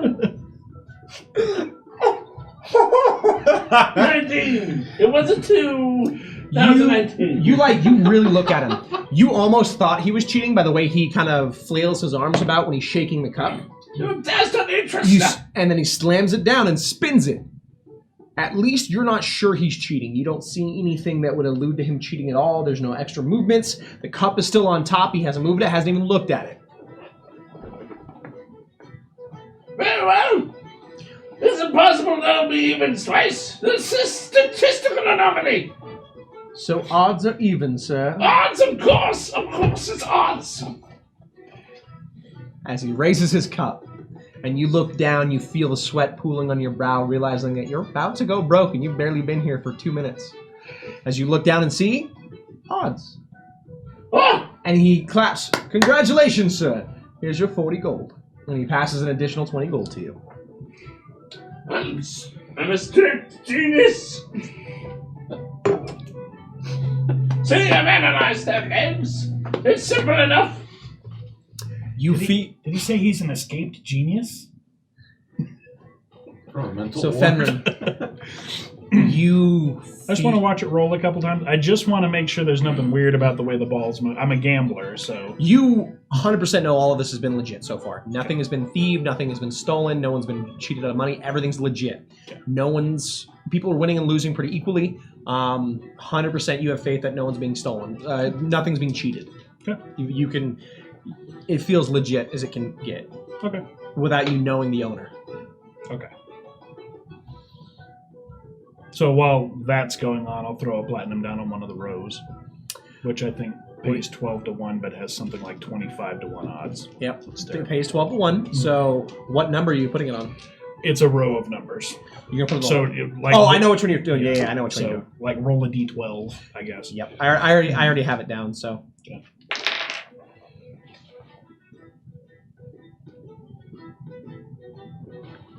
One second. Oh, the success rate of this game is impossible to calculate. So many numbers in a random ball. Oh, it's an anomaly. It's stacked against you. There's no way you should be betting on such a foolhardy game such as this. This is where the real money is. So you see him grab a new ball, show it to you, and spin it as he lets it fly. It slowly begins rolling and rolling and rolling. You feel yourself leaning in, watching it. You feel elated at doing this again. It's been so long since you've done it. You're ecstatic and want more already. 1 second, I have to open the app. So, which row did you put it on? Actually, I forgot what it looks like. So you have row 1, 2, or 3. We'll keep it simple. We'll go straight down the middle. We'll put it on It's a 2. little weird. It's a little weird. No, it's the way the numbers are divided. You can do this: columns, rows. Color is what most people bet on, but it's 50-50, so it only pays 2 to 1. Okay, let's see what If lands. your number hits, it's like 37 to 1 payout, though. But So it's what gotta row get did you that pick, number. good sir? 2. 2? It lands on row 1. Okay. It landed on a red 7. Okay. You should have had him say it first, and then you say it. Because he just changed it. I'm an honorable man, That thank comes you. with the proficiency in gambling, which I don't have. I just have the joy of Oh gambling. no, sir. Would you like to try again? Well, and I'll dig around. I'll throw the second platinum up there. We'll let it ride.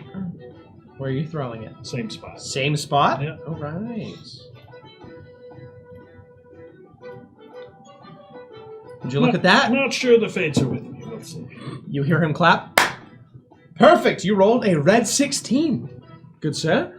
And he reaches over and gives you your 2 to 1. So you get 2 platinum back.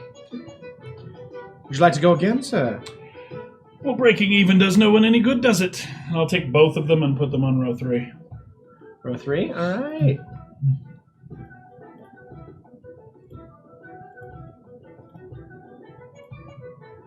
Would you look at that? You now have 4 platinum. As he pushes it over, congrats, sir, you're winning. Seems you're almost double up. Do you care for another? You seem to be on a hot streak. I do. And unfortunately, I think if no one intervenes, So shouldn't we be? The meta call for help. Shouldn't we be looking for at least the kitchens? I'm getting a little peckish. Oh, but the wheel's hot. Well, one more before you leave, sir. No, that's not necessary. Fenrin, we should get going.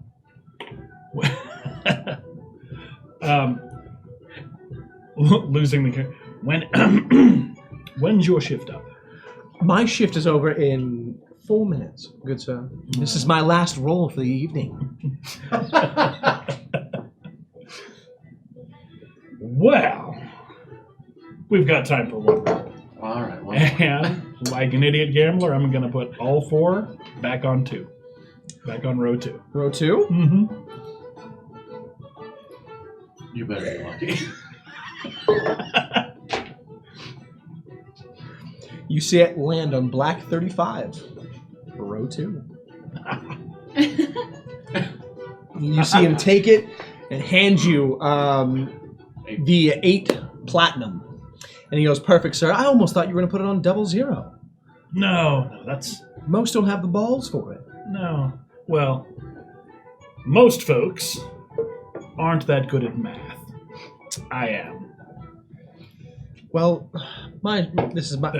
And he goes, seems I've lied. This is my last spin. As another gentleman walks up, and you see him throw down 200 platinum. Zeta Gal says you should take your money and run. You see someone walk up and throw 200 platinum on every number in the 3rd row. Well, Zanigout, see, though, this will be chump change if we pull this job off. You feel a tingling almost in your gambling senses. You know that if anyone's going to rig a roll, now would be the time. Yeah. I don't know how to stack that, though. See if there's a spell where I can stop him. I don't know. Grab one of my goblin ears. We've worked together, so Just you know. destroy him. That'll stop him. Yeah, I don't have any extra charisma. I cast Medulla Punch. Well, you always try talking to him. Hey, we're here for the job. You hear some commotion. You hear people whispering, and they say it'll be a couple more minutes before food is going to be redelivered to tables and stuff. So you know that the kitchen will probably pick up here shortly. You're probably right, Zadie. You're probably right, Zadie girl. You're probably right. They're not going to let that guy win, though. That's a lot of money. Yeah. Yeah, that's the deal. So what's the first rule? Here's of what the I'm going to house? do. Because double zero is going to pay, I think, 37 to 1. So I'm going to put 3 back on my... No, we haven't done 1 yet. 3 on row 1. Mhm. And I'm going to put 1 platinum on 00. And just... 1 platinum on 00. Yeah, because that's going to pay like 37 to 1 if it hits. Yep. So we're done after this one way or the other. We're gonna have to be. So you see him spin, and you lean over. You want to look at this. Mm-hmm. You're trying to judge if it's being cheated or, Yeah, I'm or watching the ball. manipulated. Probably getting dizzy. You don't sense anything. Like even you don't see anything. Nothing. It looks legit as it bounces and rolls and stops on black 2, Okay. and then rolls over to 00.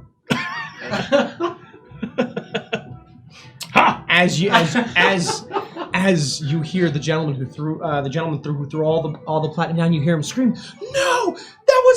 I was gonna buy my ship with that! I have to go ask my father for more money now!" As he storms off, and the dealer laughs lightly and says, normally that 00 doesn't come up often. Seems that you are quite lucky today. It's in the math. As he pushes over 39 platinum to you. And goes, "Well, good day, sir." And you see him kind of step away, and another dealer walks up and takes over as he just kind of bows at you and he walks away. But see, with the shift change, the first roll was always lucky. I want to express I'm rolling off a roulette generator right now, and I legitimately rolled 00s. I was like, what? Okay. All right. I don't want to bog this down. All right. Reluctantly. I say I shouldn't. That's enough. As you guys kind Let's get of something to eat. reconvene Yes. and start pushing your way towards the kitchen, you get closer to the Odari that's moving its way through the area. Mhm. As you stop, you see that in the center of the casino floor, that Odari is actually guarding somebody. You recognize them immediately. I do? Oh, yes. You recognize this person as Gorgeous George, the mob boss Sounds like a leader. mom. Okay. He's a goblin. He's a very short goblin with very greased, slick back hair. He's smoking a huge cigar, and he's just standing around looking at it. You know to wrong him is death, Okay. plain Yeah. and simple. And you're pretty sure you might owe him money. I was going to say, I recognize him. Is he going to recognize me? The debt you owe is not to him, it's to his organization, but How much do you owe? I don't know. I'm hoping he doesn't know. you hear him speak up as another gentleman walks up. You see him wearing rather big plate mail. He has a massive shield on his back and a sword on his hip. And you all recognize it immediately as Tombstone. He's a renowned outlaw hunter. I love these wrestler names. Tombstone, Pretty Boy. Love it. Renowned outlaw hunter. He used to be a part of the marshals until he quit, stating he couldn't have the law holding him back. Now he's a bounty hunter that will hunt down outlaws for any reason. And you know for a fact he is looking for you, Paul, from your previous job where someone died from an explosion. He's not going to recognize us. We took the posters. As you hear that, you hear the goblin go, "Aye! So, well, Is this Gorgeous George? yeah. Yeah. So now that I've hired you, and we've got this going on, you no cheating in my establishment!" As he points, you see one of the looks like another family member, gentleman. I wasn't cheating, and you just hear him yell, "Hilda, teach him a lesson!" At that, you see the very dwarf you're looking for walk out to the floor, look up, and just smile. "I'm sorry about this," and just snap his knee in.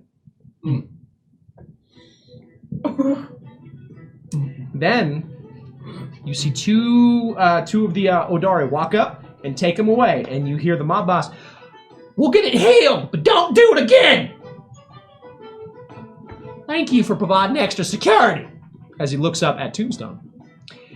And you hear boot spurs just ching, ching, going through the hall as everyone's dead quiet. And you see behind them is Merry Christmas, the fastest gunslinger in the skies, known to always be with Tombstone. She's never lost a duel. Not once. Suddenly, we're not getting paid enough. A little something extra guarding the vault? Yeah. She appears to be just your standard human with long red hair. She looks a little pale, a little white, almost sickly. She's wearing a very nice black cut dress with boot spurs, and you see a very ornate white revolver on her hip that seems to almost exude energy. You immediately know that whatever's on her hip is exceedingly powerful. You feel it in the back of your ears. It tingles so much. Makes my tattoos vibrate. You immediately realize that you're in for some interesting things if they find who you are and find you guys out, as they will do anything to collect your bounties if they know who you are. I got an idea. We can draw on the poster a little bit so it doesn't look like us, and then we'll just kind of leave it where they'll find it. I don't think that'll help. Can I watch Let's to not be see here. if Yeah. Kahilda breaks away from... So now that she's The following rest the of other them. two Odari, she points over and you see them take him in the back, and you actually see a cleric walk in with them, who looks like he's going to actually go heal the individual who had his leg broken in. And then you see her break off and start heading towards the kitchen. If she works for Gorgeous George, she's not going to double-cross him. I don't know. I mean, I smell a kobold in all this. there was one on the ship that shot us out of a cannon. I mean, really, I'm 10,000 people. Bless you. You hear a random person who's over. Oh, bless you. Oh. Thanks. Suppose we go this way. I brought it. Wait. Let's. Since it was such a hit the last time I was on stream.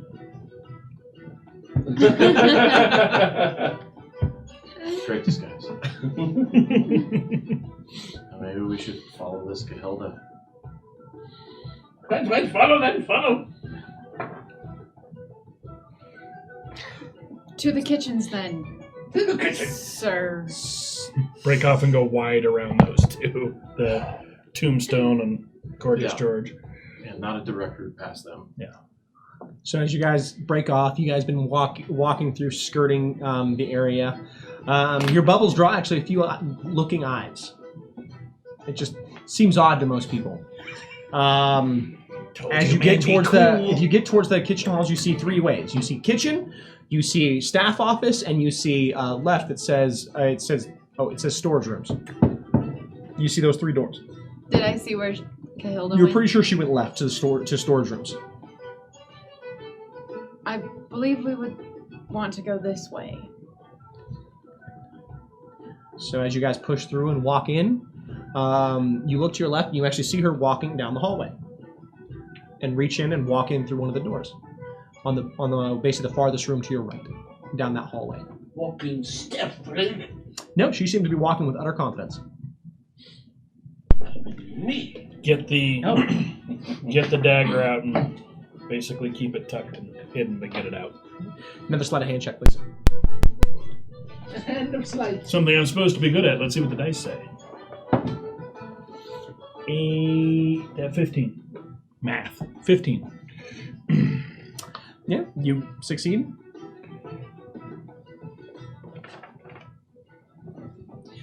As you guys begin heading towards the door, you get to the door, look around, you don't see anyone following you or looking or watching. To your knowledge, it seems pretty quiet.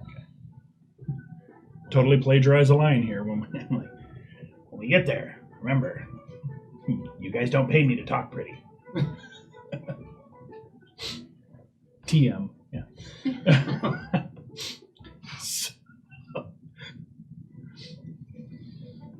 Do you go in? That's my hint that somebody else should No, eat. don't use the secret word. Mowage? Perception check into the room. So like you want to lean in, like listen? Lean in and listen. Yeah, go ahead. Roll a perception check. Something with W, I swear it was. 15. Yeah, you hear humming. She seems to be matching the beat that was coming from the floor outside. She's at ease. Hey, well, Take a chance and just knock. does it look like those flappy doors? No, it looks like a door that you would just or like unlock and open. Door. No, You it's know what I mean, though, like Yeah. where they're expecting people to come through. no. Swinging This looks doors. like a solid door. You have to open to get in. Well, if she's lulled, we can take her. Wait, that's not what we're here for. That's not what we're here for. We have a password. Yeah, we have a password to use. I opened the door. No, okay, come on, friends. You I see just her. picture just throwing the door open and just being there with his bubbles. Yeah. I've been looking for you. So you open it and you see her flipping a couple pages in a book, and she looks up. Well, it's about time that you arrived. I was starting to get bored. Oh, see, we don't even need to say the word. See, very good. Excellent. No, you idiot. Now, what can I help you out with today? I've been hearing you outside the door bickering for the last 5 minutes. What can I assist you with? Apologies for the intrusion. We come with solidarity. Ah, well, come in and shut the door, please. Very well. Check the hall. Step in, shut the door. At that, she says, well, it seems like as good a day as any. So she reaches in and pulls out a key card and tosses it to you and then tosses you a key. The key will open any doors if you find any that are unlocked. The key card will get you where you need to go. Now, unfortunately, this is the part where you stab me. Repeatedly. Was that in the script?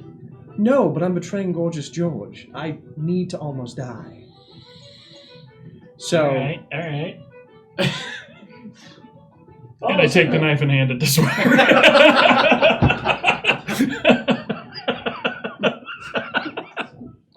At that, she says, whenever you're ready. Oh, it's going to be quite gruesome. Quite And at that, you see her reach down and just sock herself squarely in the face. Just hard. You even see it start bruising already as she just makes impact. Yeah. Now, if you could get with the stabbing, Yeah. please. You're serious. It needs to be convincing, I'm but I'm betraying totally the not most stabbing. notorious mob Yeah. boss in all of Queens Bay. He'll kill my family for fun. If it's So- any comfort, it's quite teeny and will probably barely hurt at all. I'm up to your knee. Defensive. Just start stabbing. Please don't hit anything super important. I was Um, told that you are quite good at the murder part of your jobs. So hopefully you're not good enough to... Don't just outright murder me, please. All right. See, the killing's not so bad. We but have this about feels 15 awkward. minutes before someone will find me, so now's your When they chance to ask stab you me and to, me to it's awkward. probably live. Spock, get with the stabbing. Easy for you to say. All right. I'll do it myself. Arms. Oh, don't hand him anything sharp. Get the arms, the little legs. Send a mass. Don't make it too obvious. I want to almost die. Are we going to discuss? Are we going to stab? All Because right. it's either I die and it looks real, or I live by the skin of my teeth and I get paid. Lower gut. Both are good options. Lower gut. You should, All right, you should I- have your hands up like you're defending yourself. Ooh, that's a good point. And at that, she just runs at you with her hands up. All right. I'll slice across her arms so that there's a cut across, and then She reels back. She's like, fuck! Oh, yeah, I'll try to stab her like far enough to the side that it's not gonna like puncture her stomach or All anything right. like that. Love handle shot. Roll me an Yeah. attack. Roll me an attack roll. well, that's going to get infected. I've got a cleric on staff. I'm gonna 13. try something when hopefully she's 17. distracted. You land cleanly as you. She goes, okay, I can't. Keep going. Oh, God. As she leans forward and she's like leaning into you. She's kind of going for a second one. Okay, I'll pull it out and then go for like the clavicle on the opposite side. Roll an And attack roll. while they're discussing, I'm actually gonna just straight up try to sucker punch her and put her out. Okay, roll. Roll what'd you get? 22. Oh yeah, you right there. She goes, "Oh, okay, that's good. And then she just feels a dink, and you hear a, and she just goes down. The knife actually stays in her as she falls down to the ground. And a blood pool just slowly forms as where she's laying. Assess. What do you think? Think it's believable? Maybe you should stab her one good time for good measure. Anybody know if we did that good enough that she's going to bleed out? I don't know. Hold on, I'll try a true and tested method. And I walk over and I grab like something in the room that's sticky. Like a stick. What? Like a stick. Okay. Is anyone medically trained? I'm medically trained. I'm pretty much trained. You look around the room. I have a +2 in medicine. I'll try. Go I'm for going it. to take the knife out. So he's looking around the room trying to find something. something to poke her with. Roll Don't poke. Leave the knife in. roll a medicine check. I have little knowledge of 20. organic anatomy. Natural 20 or total 20? Natural 20, so 22. So you see what's going on. You know that she's is in danger of dying. Most of these shots were not super lethal. They're deep enough and at an angle enough that she probably has about 8 to 12 minutes before she might bleed out. So you quickly walk over and actually grab her other hand and push it into her side, and you kind of scoot her over to the wall so she's applying pressure on her bottom stab wound, and you believe it should buy her enough time to actually for when someone should be around here. Just because that pressure should alleviate the bleeding on the lower wound that doesn't have a knife in it. That starts a timer. Let's Do go. we know any other notable criminals? Maybe someone that might be behind a signature of some sort. Yeah, like, I don't know, drawing a mustache on her. I use a knowledge check. A distraction for Tombstone would actually be brilliant. Actually, it would. I'm a genius. Roll a history check. I can do. Would someone like to help me with this? I'll do the history check. All right, So roll it with advantage. I was going to say, we're we're in this community, so I was hoping there would be some This kind is of nice and heavy. no, that's an heavy. Yeah. Part of my genius. So genius. Oh, jeez. with 25. Oh, it's gifted. So you actually stop and think about it. You're trying to think of all the wanted posters and things like that. And you know of a serial killer that has been around actually killing younger women. His mark tends to be a Z on this left shoulder. But he tends to not leave people alive. Well, see it is. So we could chance it with the. Basically, no one's been found of that killer alive. They've always been found with missing like hands or feet. That seems a little extreme. Yeah, it does. She was pretty helpful. No. See, do it. Do it. We need the distraction. So if you want, with your history check, you could attempt to carve that Z into her shoulders as cleanly and neatly as you can. See, here's where my mind ran away with it, because my thought is, well, what we do is we make it look like he started carving the Z and she fought back, and then while he's not looking, I stab him in the leg. Now there's a blood trail leaving the room. But let's not go that far.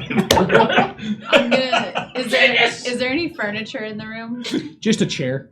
I'm gonna knock it over. Let's make it. Yeah, does that help? Yes. No, she's genius. A struggle and I grab the blood and I Now start they're- splattering it around the room. Knocking Okay. stuff over. Okay. There was a struggle. She knows how to fight. Ah. Yeah, she's tough. Can you clean that off you now? No. Yeah, clean it off me. Why me? Don't you have some simple magic that can take care of me? Do you not? No, I do not. You're looking for the spell Prestidigitation. I do have that actually. So yeah. you can actually make the blood vanish. You can clean him. If you wish.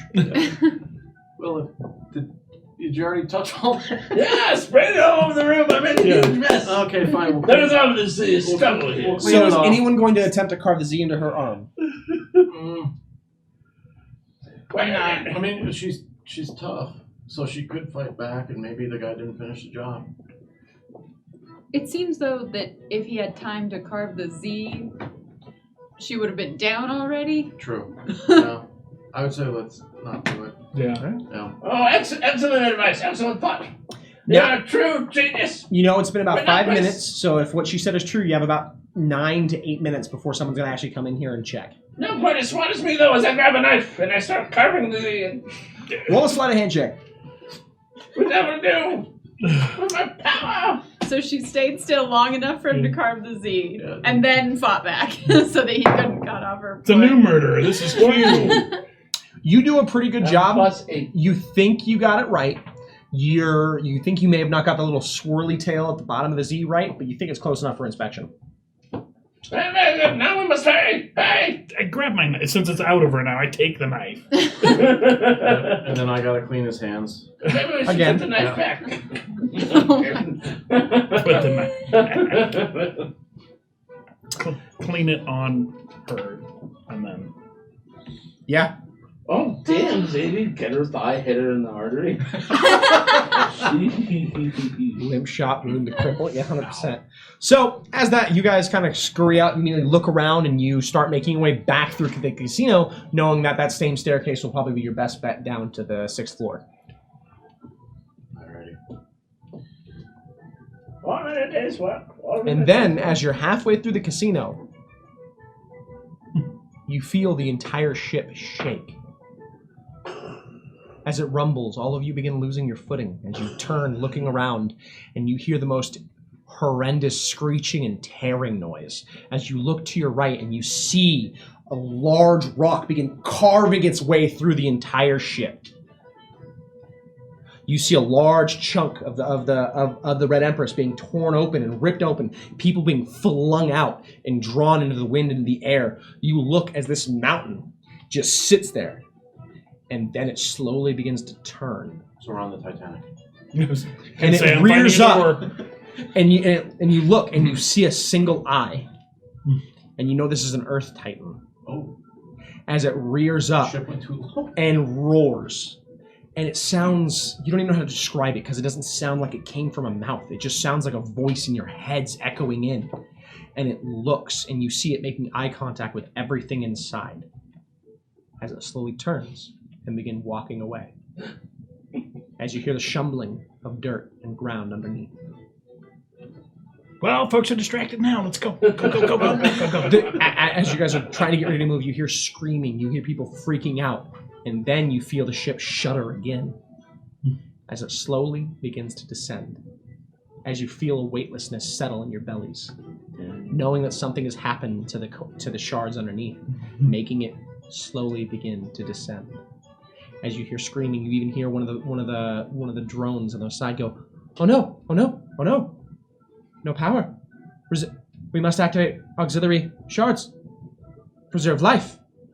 And then you see all the drones rise up and begin spreading, moving around to start trying to activate the auxiliary solidite shards to keep the boat afloat long enough for life. You guys are unsure of how long it will stay in the sky as it slowly begins descending. Job? Lifeboat. In that order. No. Oh. I Oh, believe- noise. Yes. Which one? Oh, job. They may use the shards from the vault as an auxiliary. We If might they, not have if anything they don't to have steal. power, but if they don't have power, the guards down at the vault may not be online. Yes, we have him. Should be simple enough. Use the chaos. Well, But this is, we're, again, a we're window. sinking. Can Darkwing find us? Oh. To those that I are don't like watching that. from home, I have just placed a timer in front of my players Okay. with no determined end time, but just a stopwatch, letting them know that they are under the clock. All right, all right. Split second decision. I'm gonna Interact. pick all three of them up and start hightailing it for the stairway. Yeah, you can very easily pick them up. Really, no troubles, really. And you begin sprinting. You kind of Very realize heavy. My footsteps are like, Ow, you're ow. actually like you're indenting the wood. You're running so fast. Great Someone, Lummox, put me down. as he says that, you actually feel her make contact with somebody as she lays into somebody, and you hear a oh my god as her foot makes impact on his chest. and just you hear. Dude, she started to do the ketchup packets. She is running. Sorry, chap. All you hear is screams. No one's making sense. Everything has gone to shit. This is better. We use talk. We can just escape.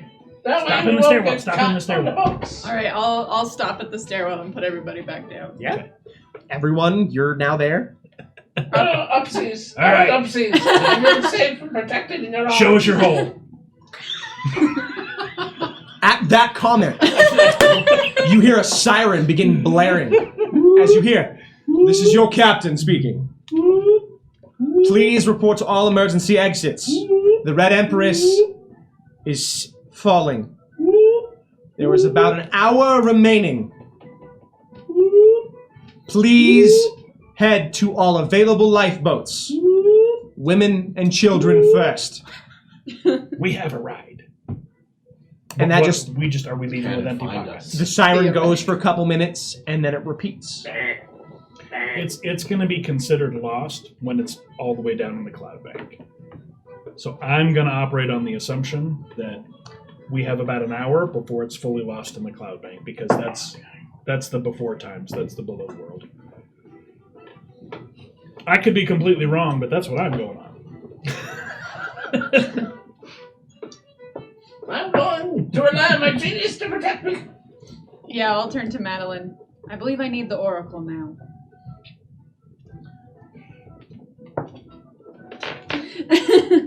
Oh, what are you gonna do? And I'll hold my hand out and just wait for him to open up the portable hole. Okay, here you go. I'll grab it.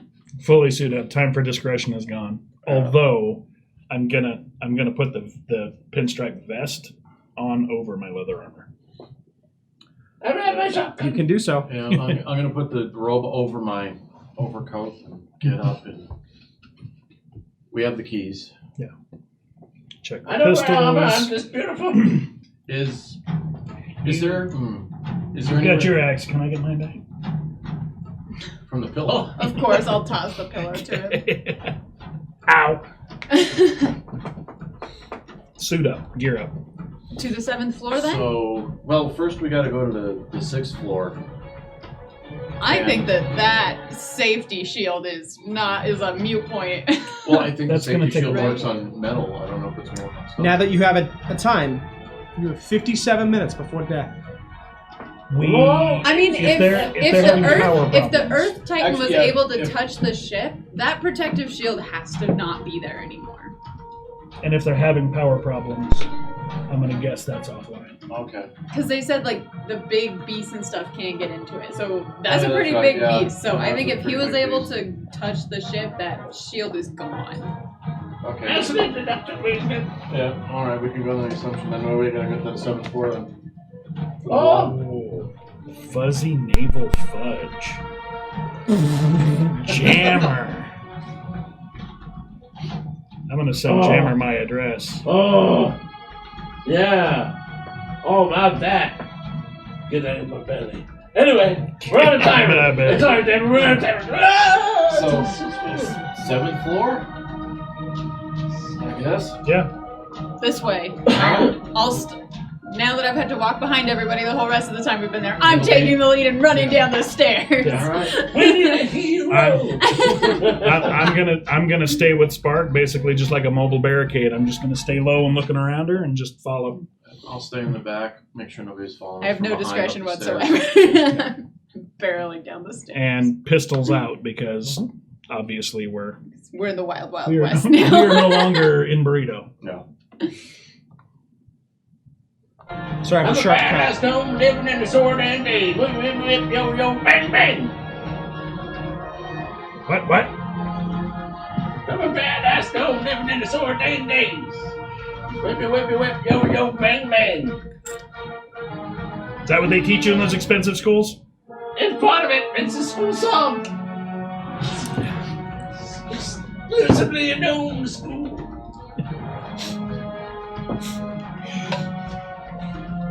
I had to adjust the camera. I realized it was slightly crooked. Gnomish nonsense. Alright. Yeah. So says the So audience. what are you doing? So we're Going to the down vault. The stairwell, going to the 7th floor. Spark is leading. I'm in the back, making sure nobody's following us from behind. There's so much chaos, everyone's running everywhere. Alright, well, let's I panic and I start shooting pedestrians with the shotgun. No, I'm kidding. I don't. Roll attack rolls, I don't. please. With your shotgun, you hit about 14 people. They How all many? just kind of just scream very loudly. How many pistol whips does it take to get to the center of a gnome caster? I'm just carving through the crowd. No, that's not. It's like Dynasty Warrior all over again. Yeah. Yeah, so I think, assuming that if the Titan was able to touch the ship, that protective barrier is not in place anymore. We're skipping the 6th floor and going right to the vault on the 7th. So as you begin running down the stairs, you're running into people who are running either up or down. A few people are running towards the escape pods down lower on the lower decks, and a bunch of people running to the top deck. When you get to the actual 6th floor, you hear screams and people saying that was apparently the closest point of impact, and that's where the biggest loss of people has been. There's a huge chunk on the 6th floor missing. Yeah. You run past it and you run into the 7th floor. As you run in, you're met by a steel door that looks to basically have a some form of like arcana style lock on the left-hand side by the door. Step aside! No, officer! Oh, take a look at this lock! Yeah. There's an arcane mechanism and triggering my special key. You know it's an arcane lock immediately, and it requires a specifically attuned key to open it. It's I'll put the arcane. key card on it. You hear the doors just and open. Genius!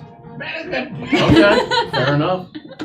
As you open the door, you look left and look right. You see 3 different doors that, as you peer in, look like different housing units for different Odari. You see different housings for Odari drones, Odari battle droids, everything. And at the very end, you see a large door encased in adamantine. Basically, unbreakable metal. You can talk to them, right? They're your people. I have no comment. And yeah, I'll start running towards the vault. Yeah. You guys start sprinting as you look through each door. Everything seems empty. No one seems to be there. As you get to the door, I'm gonna let them pass. I'm gonna stay behind us and just walk backwards, and I'm gonna cover our 6.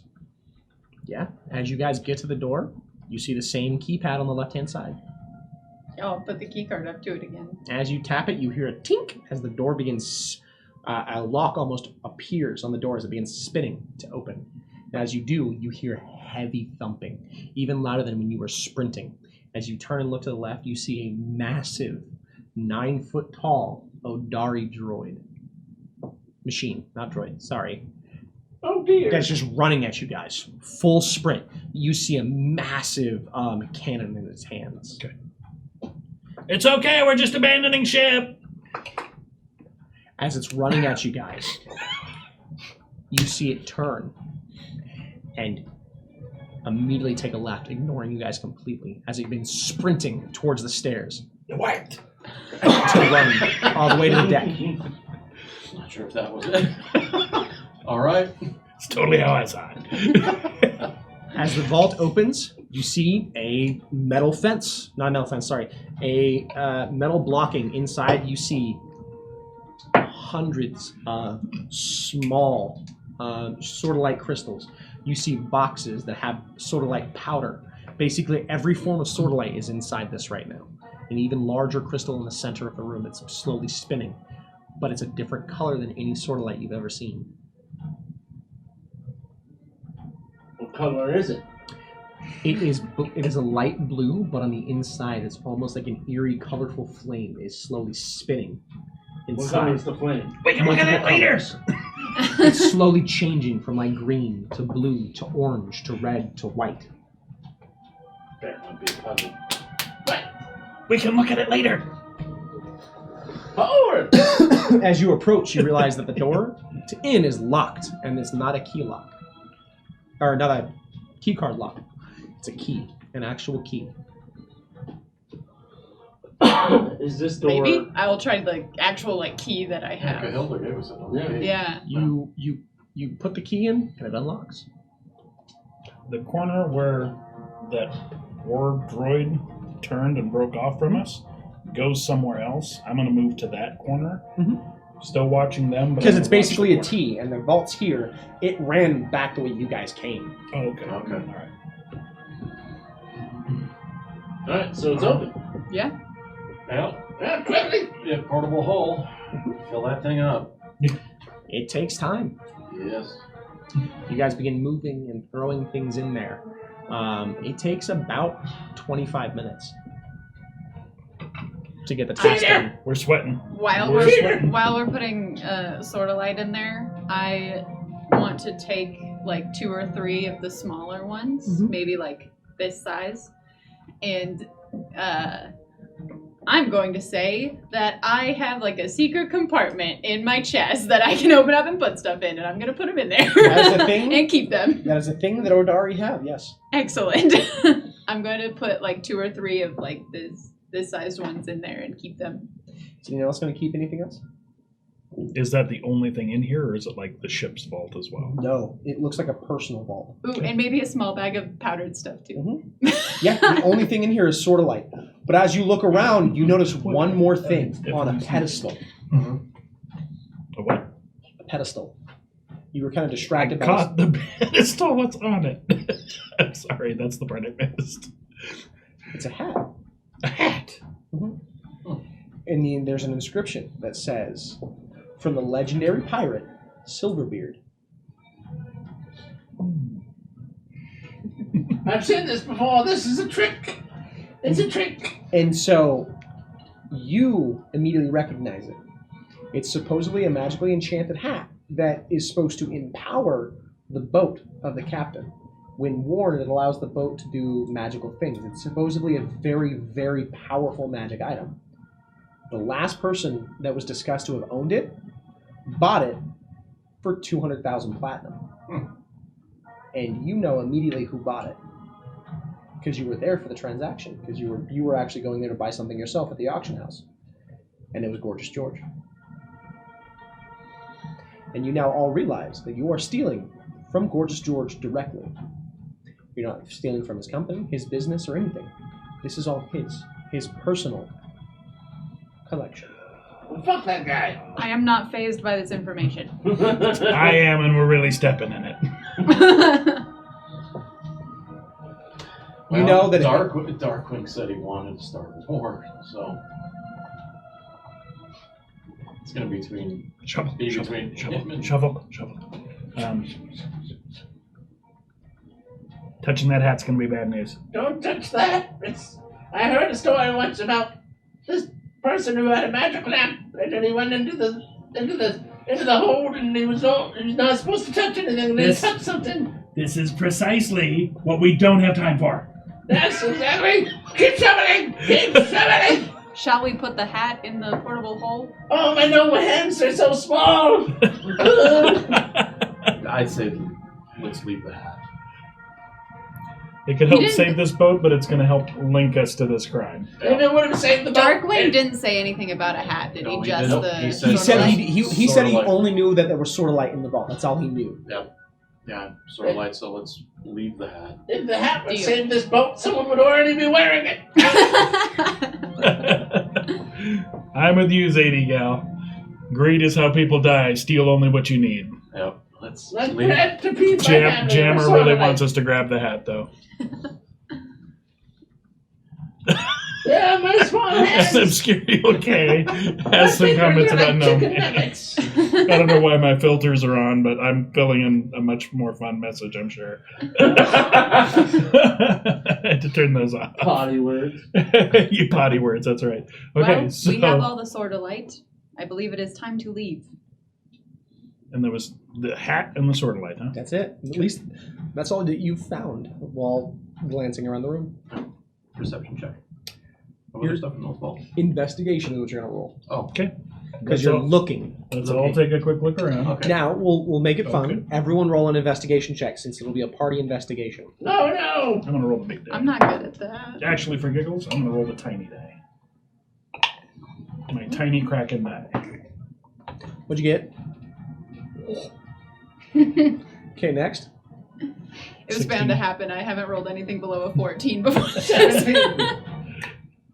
11. You're just like, the rest of this is My irrelevant. genius This is and what we're my here. You find, as you're moving around the room, you think there's a false door in the back room. Or in the back of the room. But you're not sure how to open it. Do you need assistance? Easy button. Now. I'll try to use all my strength to kick it open. Roll a strength check. Those I am good at. I will give a special square of fudge to the one who grabs the hat. Can I argue for athletics or Hold- just strength? Go ahead Hold for the athletics. thought, Jammer. 'cause Not natural 20. Dirty 20. Dirty 20. Dirty So 20. you walk up and you kind of give it a hit and you realize that it's heavy. So you actually run back and give it a running drop kick as you just spread out and both feet impact the door and you hear it just as it lands flat and you hit the ground at the same time and you guys feel it kind of and you're like, oh shit. And as you're looking through the room, you see stacks of platinum. You're not sure of how much platinum is in this room. There's platinum, there's drugs, there's books, there's lists. You think this is Gorgeous George moving somewhere else. You think this is him relocating everything he cared about to a different location. And you even see a black book, his ledger. Steal it all. We don't have time for this. We don't have time. I'll put a couple of... As Yeah, just start. As- Put the hole down and just start putting stuff. So He's as coming, you guys he's I watch begin, the door. as you guys begin looking around and actually start pushing platinum in, you hear a storm almost. You hear lightning. You hear electricity. You see everything flickering as you hear over the intercoms. We have just entered an aether storm. We have fallen below the clouds. Please refrain from using all magical items or magic itself. It is hazardous and will activate the storm.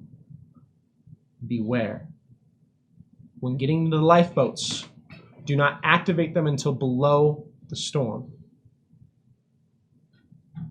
And it cuts. You now have 17 minutes remaining. We were with you, Zadie Gal, but we just couldn't. I'll throw a few handfuls of platinum in with my Compartment. in my compartment. You get about 120 platinum. Nice. Okay.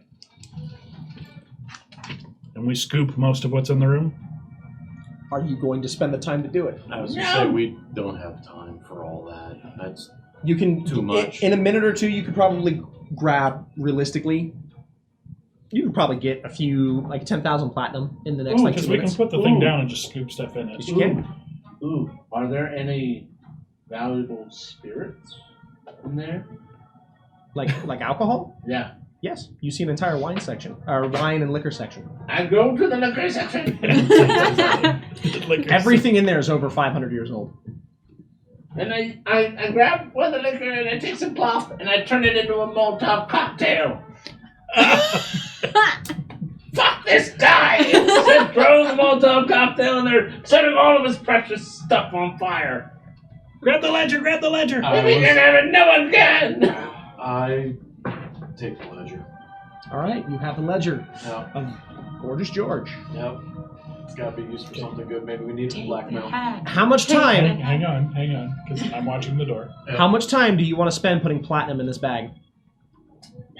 Like Yeah, 30 seconds. 30 seconds. seconds. All right, Joe. Okay, who's doing the most shoveling of platinum? probably I'm me, watching 'cause I'm the the video. Do me a The favor heavy duty one. and roll a D100.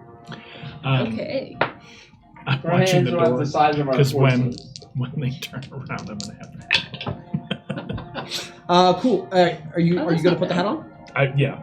Basically, I'm gonna do that. Roll a while wisdom saving throw when you put it on. This is gonna be so 72. You put 7,200 platinum in the portable hole. And we get out, we're gonna find something else. bad. Remember what 14. this- 14.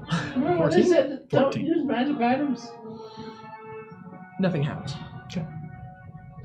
That's good. That's exactly what I wanted to happen. It was nothing. I just want to wear the hat. We'll just take I believe it is time to leave. it. When you guys turn I around, I'm agree. standing there watching the door, but I've got the hat on. Excellent. As you look Didn't at him, activate it? Good, let's go. as you look at the goblin, you notice a very large, bushy, silver and black beard adorning his face now. Only bushy. Mine's not. Mine's kind of sad. We'll do this. Very well, we'll discuss your grooming later. Pip, pip, jolly good, let's keep going. You all begin running, sprinting as fast as you can up the stairs. Where are you heading? Where was the withdrawal point? So We he's need gonna to head go up to the deck. Up to the port deck. side of the deck. Port side deck, yeah. So since their legs are small, I'll pick up the two smaller ones and run with them so they don't slow us down. And I'll run. Yeah, as you guys begin sprinting, I'm fast. This is undignified. everything seems not too crazy. People don't seem to be in your way as much. Every now and then you see some stragglers running. As you get to the top of the deck and you breach the top, you notice Tombstone directing everybody to lifeboats. As you see different sky sharks flying in, and you even see different beasts. You see pterodactyls flying up, flying in. You see different electrical lightning bolts striking the top of the deck and sparking as he's yelling, "Get to the lifeboats! Go!" And you see a lightning bolt strike out and actually head towards a family. All you see is a flash of movement as he's standing in front of the lightning bolt, and it strikes his shield as it opens, and it slowly begins filling a sort of light crystal in his shield as it closes in and shrinks back down. And he says, "Go!" He's so badass. We don't want to mess with it. He's not gonna recognize me. He may recognize the hat. I might see the hat. Oh. Oh. You don't see Merry Christmas. You see a few drones helping people. That's about it. Do we see Alright, do we see any lifeboats? I forgot the name of the I boat don't that brought know. us in. What is the name? The Endeavor. The Endeavor. The Endeavor. Do we see the Endeavor? Probably not. He's Take a like, look. Do a "Fuck perception those check." guys." I haven't rolled my tooth die all night. We're gonna give that guy a chance. Ooh. 17 Nice. perception. So- 21. You look Nice. up and you see it breaking from the clouds just now, slowly reaching in. You see it trying to catch up to you guys. You know it's probably going to be about 10 minutes before it gets there. Oh good lord. That's That's a lot of time. that's all right. Do we get a boat? Get a boat and meet him halfway? Well, in the So ether storm, we can't. It won't activate, or if we do, then we set off the chain reaction that starts the storm. So Tilly That'd be tried an to awesome sail distraction. directly into the window. Does that mean he didn't use his climbing spikes when we got there? He still has his climbing spikes. They're in the portable hole currently because you guys put all your equipment in there. Okay, I want to grab one out of the... So you're going to have to pull the portable hole out and put it down and reach in and pull it out. We need to go back under deck. They're not as discreet as a bag of holding, unfortunately. Follow me. I have an idea. So I'll head back just under the stairs so that like people won't immediately see us. Will you please open the portable hole? What are you thinking? I believe we may be able to use a climbing spike to tether ourselves to the Endeavor. I may be able to throw far enough. That's quite a genius plot. You look a lot lighter than me. Maybe we should try with you first. Oh, I'm kind of heavy with all this gear and armor. And then on my robe, I can yank out a hempen rope. I got 50 feet. Actually, times 2 because I got 2 of those. Sweet. I'm sure we all have at least some length of rope. Maybe like if you have 100 each of us, maybe. It's going to take them 10 minutes to catch us, so how far are we talking about throwing? And how far? So what are you guys doing? Because it matters. I want to. We're on the port Yes, I side want to railing. put the portable once hole we- in the ground. Maybe Pull the out. problem So is do you throw the portable hole down? No, well, we went back to Oh low no, deck. we can't use magic. Yeah. We need to wait. So So we can't use magic anyway. Yeah. so did you throw the portable hole down though? Well, no, because Not she had yet. to ask Not yet. him. we walked. I didn't say yes yet. I was gonna ask him. The wizard would have probably remembered. No, it's not. Sure, I but didn't say yes no. yet to open it. So, and then my rope takes magic too. I can't do that. I don't know, his shields seem to work just fine. Now, the mechanics of these pistols, they use the crystal's energy, right? Yep. All right, I holster those. Well, his shield worked. Just saying. No, I pull out the hand axes. His shield powered by the We're gonna plagiarize another line. Just go. I keep these for close encounters. You all realize that the time is ticking and your Yeah. death is approaching. Yeah. Do you think they're gonna get to us in time, or do we need to go clear out a lifeboat? I'm not the smart one. We could clear out a lifeboat, but then It's stubborn me! And then- That choose me! and then- Go burn it yeah, all. 10 minutes. Yeah, if we clear out a lifeboat, we got to go underneath it before we start it, and the Endeavor's up top. Do we know how long it's gonna take us to be out of the storm that we can't use magic in? You have no idea.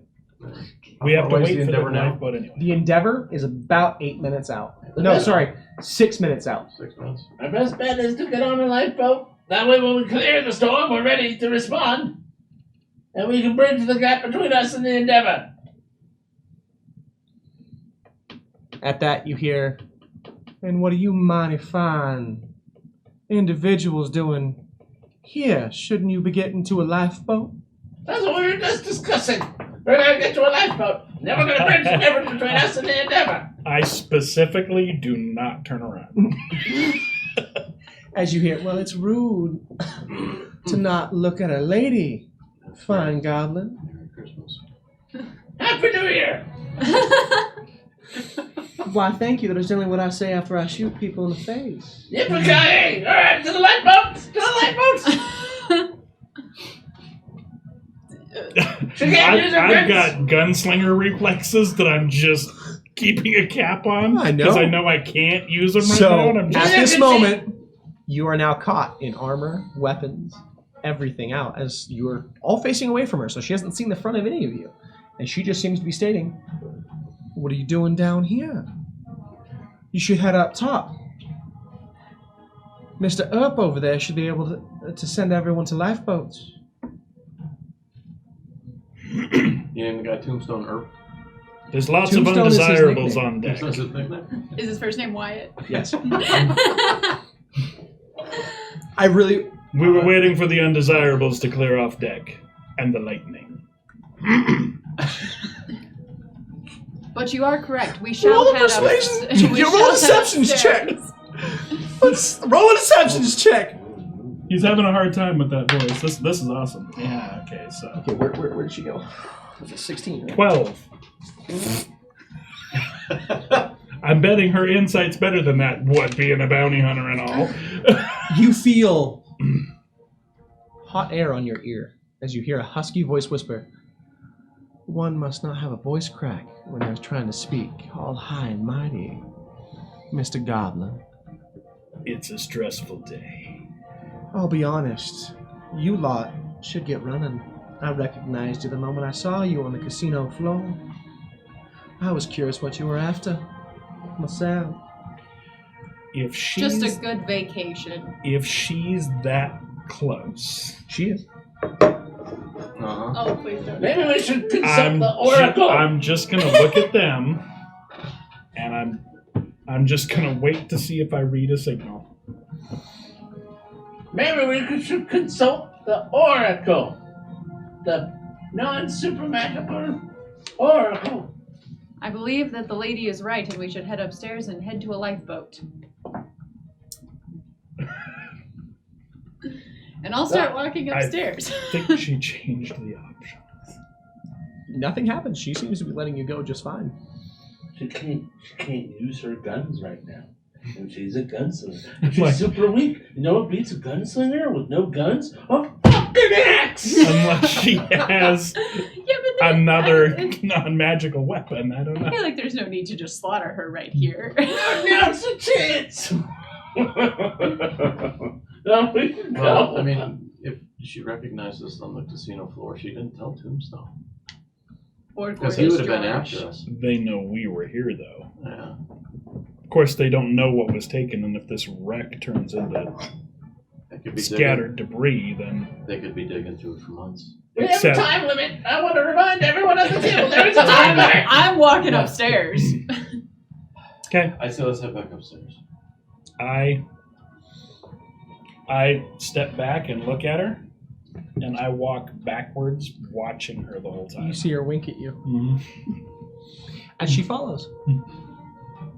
Walking relatively at ease. How close does the Endeavor seem to be now? Do you walk out onto the deck? Mhm. Yeah. Yeah, we're all gonna have As to you go all down. walk out, you see Tombstone standing, his shield planted as he's leaning on it. You look around. No one seems to be on the top of the deck anymore. Most people got off, or the rest are going down below. You see two Odari with Gatling guns on the top railing, facing you all. As you hear his booming voice roll out. And if it isn't my wonderful friend, it took you a while to say hello.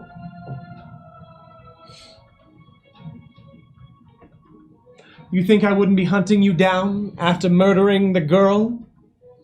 Whether it was your fault or not, it seems that you need to be taken care of. As he looks at all of you. Oh no, I saw this horrible serial killer earlier today. He was just walking around on the casino floor. I didn't see. I don't know what you're talking about. I think he's talking about the person that died in the fire that we caused a long time ago.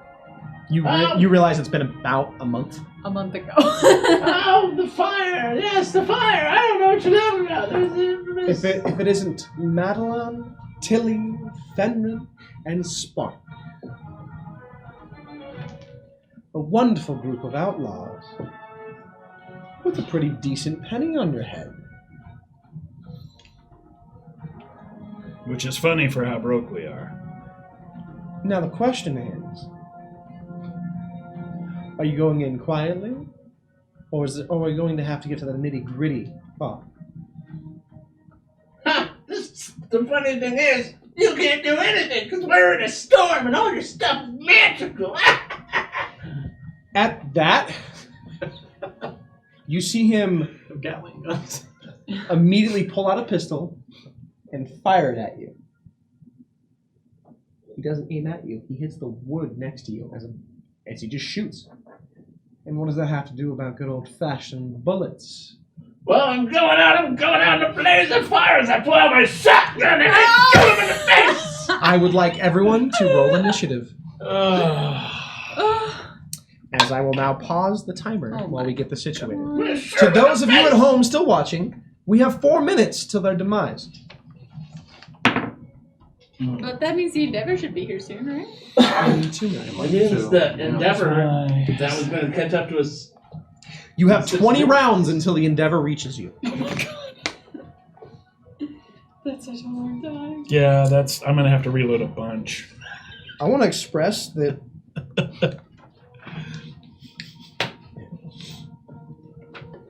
Something you're not going to express, I should. I want to express how fun it was having you guys watch the giant mechanized Odari run at you and then go, nope. They had people to save. So everyone roll initiative. We're people. You were not on the original list, so they didn't view you as passengers. out of 10,000 people. Not as good as I would like. 17. And actually, I have to be the smart person and roll for my stuff. 17 is still. Does someone want to keep good. track of initiative for me, Alex? I can do it. Thank you, buddy. I'll take on the honor of initiative tracker. Thank you. All righty then. You're right, Sadie girl. We should have left the hat. The beard's not as much help as it should be. All right. What I should have done since I had the beard was be like, I don't know these people, but I didn't think of it. 20 in and time. 25. Tombstone. I'm gonna roll for Tombstone real quick. What's that? Getting everyone's initiative.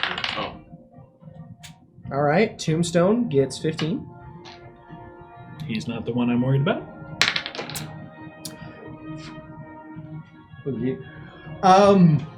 Merry Christmas gets a 30. Did you say a 30? Yeah. Sounds That made is up. cheating. It's like, That's no, not a real number. Our genius artificer And, wants to see your math. Then the lair action goes at 17. Okay, of the players, Mm-hmm. 20 to 25. So I have a question for everyone at home. 15 to 20. Have you? Are you excited for blood So do bath? you want to go first? Because I got a 19. It's not that bad. They must be, because they're not even rolling for our inspiration. Or, I'll give it a or do you want to shot. go second because maybe you want to look at spells or something? It's up to you. Oh, here. Just because I know it helps. Where's the? Actually, Is there a player book over here? I'll go second. No. Where's the player book? I need a player I'll go book. second. Where's the player handbook? I don't know. What's your- By the way, this all this time right now that you guys are taking doesn't exist. Setting up it. Yeah, Madeline. We'll probably wind up setting up. Our actual characters aren't sitting down deciding who We gets need to a attack 15, first. guys. We need a 15. I know there's a cooldown timer, but help.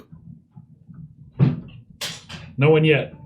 Although the gunslinger bounty hunter has an initiative of 30. So Yeah. someone soon. Use the magic hat. I don't know what the hat magic does other than Here you go, buddy.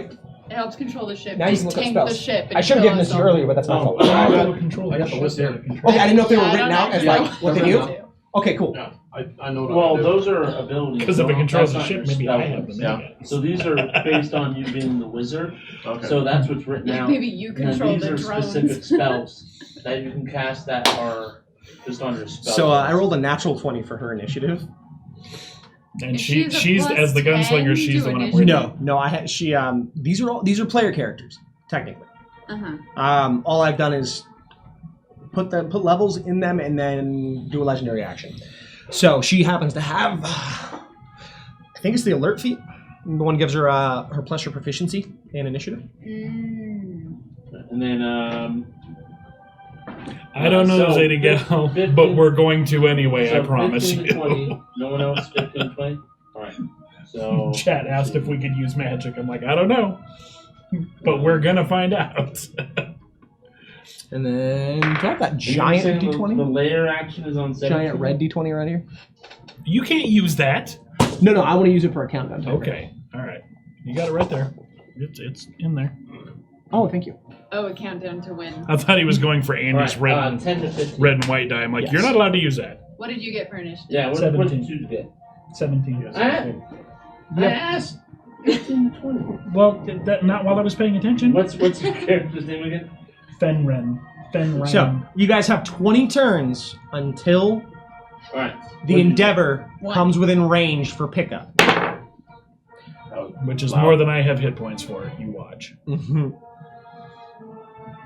Alright. So first is Christmas. If it controls the boat jammer, we'll have to see. Merry Christmas Mhm. walks by all of you, provoking an attack of opportunity if you wish. Oh God, that's She doesn't make any eye contact with anybody. She That just is walks past all of you. So tough for a gunslinger, but I'm trying to do something else. I'm trying to see if this hat controls the boat, so I don't distract myself with that. She walks by all of you, just says good day. She walks by me, I turn around, shoot her in the face with my shotgun. All right, roll to hit. No. First blood spilled. Alex.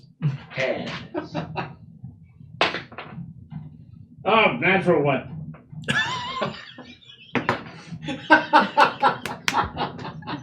I want to express to the people at home, he has such an astronomical plus to hit. One natural one is all he really could roll to not hit. So, seeing her so close, you kind of freak out and grasp the shotgun and rear it up. And you go to fire, and you see her reach down and just lift the gun with her finger as it fires into the air. And she just tells you, now don't be a premature shot there, buddy boy. We haven't even got to the full thing. Don't worry, give me 5 minutes in a Gatorade. She laughs and continues to walk all the way over to Tombstone. Blasted thing.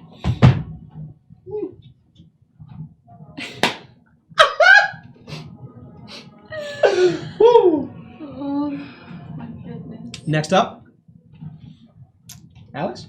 Oh, That ends her turn. She gets the tombstone, turns around, and you see her open her now. She now is wearing more Western style clothing, and as she flicks open her cape, you realize she has her revolver on her side. You see her reach down and just look at everyone and smile and get ready. Alright, so I guess I use my action to take out a couple tools from my pocket and try and fix my gun.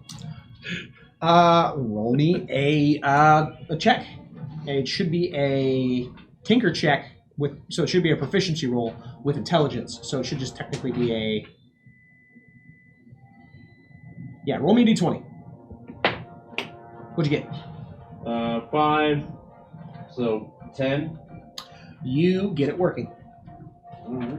Actually, do me a favor and roll another d20. This is to see what happens off your misfire.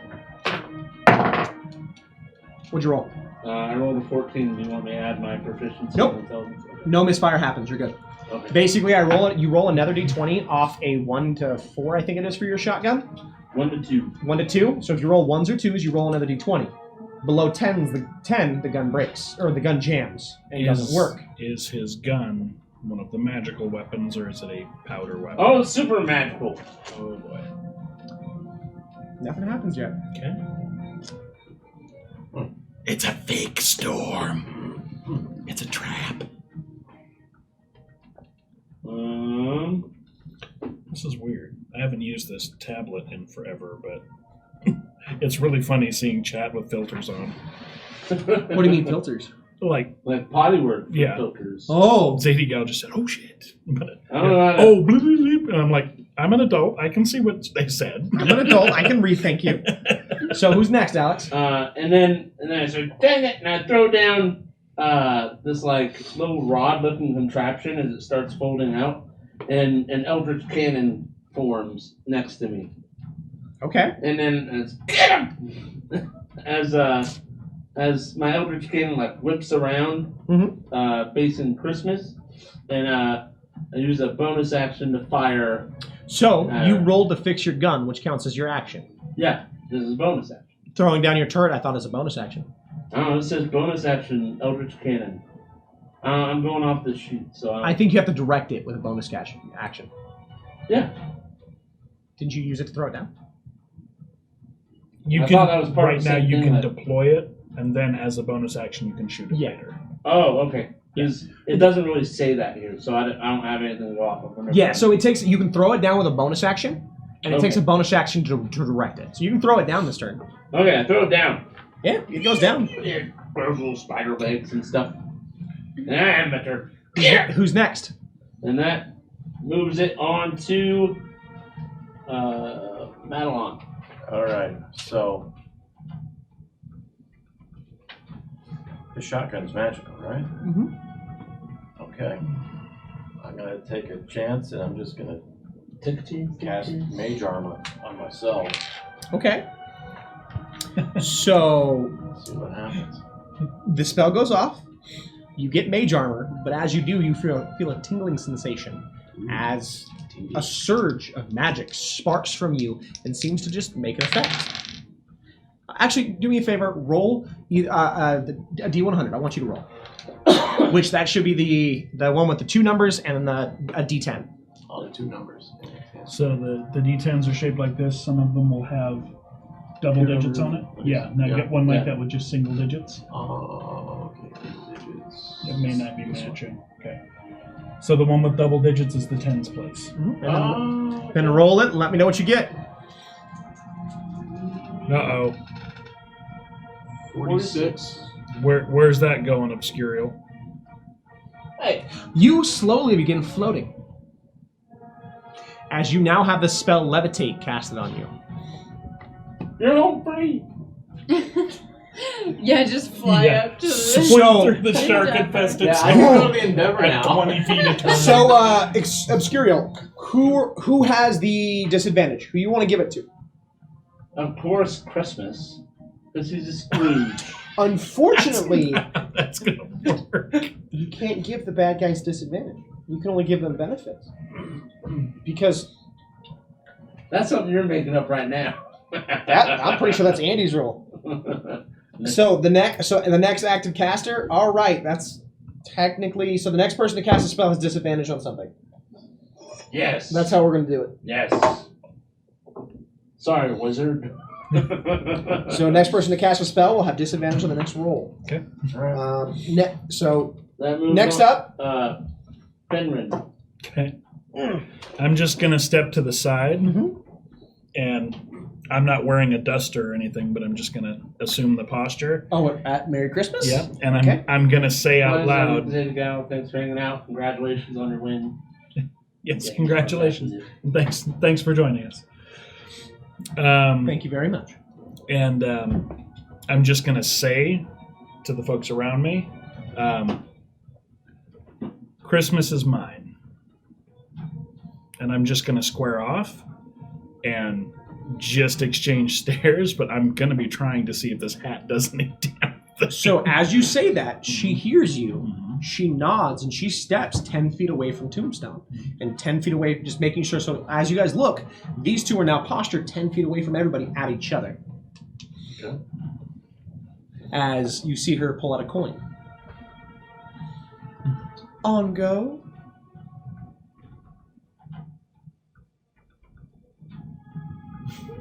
That's it. You should probably have your hands free. At that, she flicks the coin, waiting for it to fall. Okay. And what I'm trying to do is see if this hat lets me do anything with the boat. I'm biding my time is what I'm doing. All right. Next turn, that coin will hit. That's what. That counts. And she has initiative, which is unfortunate, but it is what it is. I'm also not going to shoot, even though I'm a sky pirate, before the coin comes down. I called this, so we'll take it. Then Tombstone. Is he an Tombstone. active caster? Where's the Wait, shouldn't there be the Tombstone Lair. Okay, I was just curious. You Later hear on switch. Tombstone grabs his arm on his shield and pushes it forward, and as it does, you see it open, as it's almost in the shape of a diamond, shaped around a sort of like crystal. As it spreads open, you see it arcing as it lets loose that lightning it caught earlier, as it shoots out. And I need everyone but you to make a dexterity saving throw.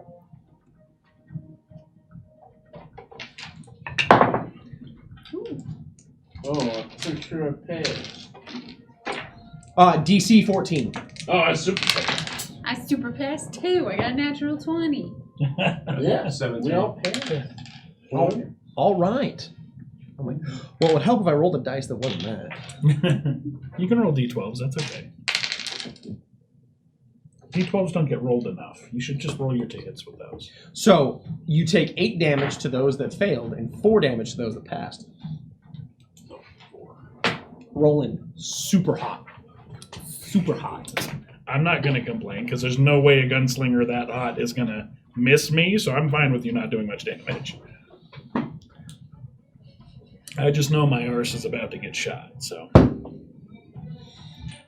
Although if her initiative is that initiative high... stay all through the rounds? Yep. It's Yeah. the same? Okay. That's what I thought. Her initiative So, that high. lair action. Yep, layer action, then spark. You hear Tombstone say, "Rev them up, boys!" And you see each one begin rotating their Gatling gun as they begin revving up. And then fire at all of you. I need everybody, including you, to make a DC 12 dexterity saving throw.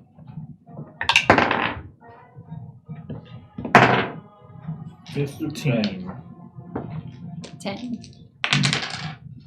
You take 6 damage. Oh, okay. And then what'd you get, Eddie? Shoot. 5. But Yes. I've chrono shift. You can use your reaction. Yeah. Would you like to? Well, actually, let me see here. I can use it. Oh, what was the roll first? Oh, so like the damage? Yeah. It was only 6. 6. Yeah, it was not much. For what I'm rolling, that's not bad. Yeah, I'll take that instead. I'll be up front with you on that one. I would save that. I'm bleeding, but I'm still alive. You take a wing shot to the arm.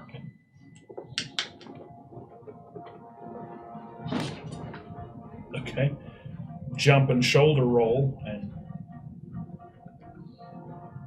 You jump shoulder roll. well, yeah, I mean, I made my save and they're shooting at me, so I got No. out of the way, yeah. You don't even move. You just Okay. you stay posturing up, and you just seem to. You're utterly focused on the hat and Mary. Bad form of them to interrupt a duel. And I'm just going to say that out loud. And I'm not taking my eyes off her because I know what happens if I do. But bad form on your team. She just smiles. She smiles, and you see Hat her. doing She's not even looking at the coin. anything? Yeah, please charge. Is that the computer? Yeah. I think it was the speaker. It was the speaker. The drama is gone. We'll continue going. I'm gonna fix the speaker a little bit. Spark! Attack! Does the hat do All right. anything? I choose you, Spark! I choose you.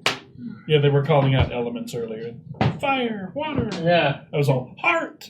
And with your powers combined, I am Captain Planet. Whoa. Alice, do you want to go in timeout again? I don't care. Timeout doesn't faze me.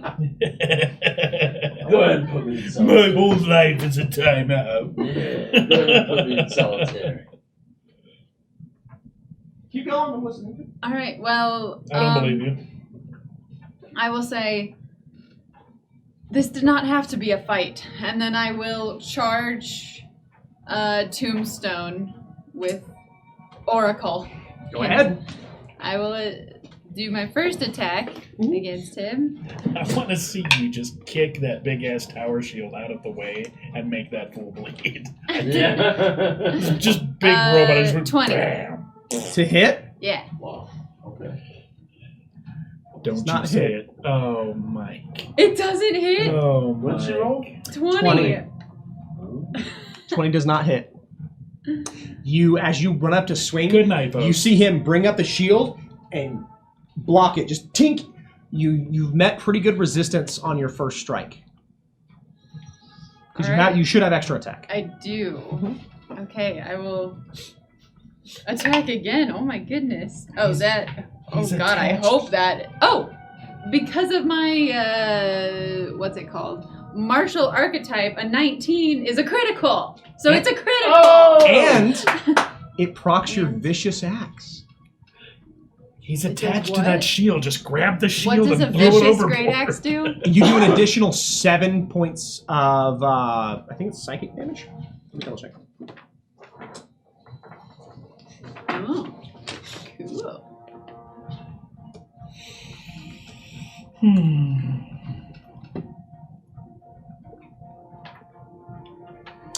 Yeah, so... Oracle. Yes. Oh, I'm sorry. So you do an additional 2d6 slashing on your crit. So that means you do 4 2d6 because it crits. Okay, So then, since it crits, it's 2d12 So- and 4d6. So it's 46 plus 2d12. Yeah, you get your wish, And- Joe. And because of my, what's it called? My fighting style, I can reroll the ones. Yeah. Okay. Myrtle. Oh my goodness, okay. Chop off the arm that's holding the shield. Just chop it right off. Clean off. Big man, Mr. Tombstone, chop your arm off. Oh, put that down. Doesn't matter. It's a hit point game. We need to get his hit points, not his limbs. 31 points of slashing. Woo! Oh. As you bring your axe up and you hit the shield, you feel the resistance as you drag the axe up, lock his shield, and pull down, opening him up. As you bring it in, it slash upward right across his chest, and you see it actually carving into his abdomen before it hits his armor and carves up, actually digging in and cutting through his armor. As he rears back and just kind of shouts out in pain, just you hear, "Ah!" as he looks at you and rears back.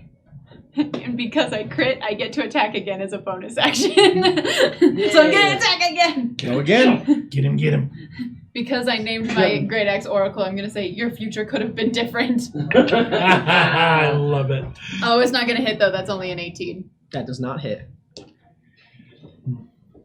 That was so much damage. That was beautiful. Especially for being level 5. Isn't it great? Yeah. I love it. It's the same reason I love Godric so much. It's like, I just gotta hit you. That's all I gotta do. Just gotta hit you. The vicious All right. axe is dope. That's why I gave it to you with the champion. That's so exciting. Okay, Next up, that's it for me. she holds her action to shoot at the exact same time as you. Okay. Okay. That ends her turn. Making it my turn.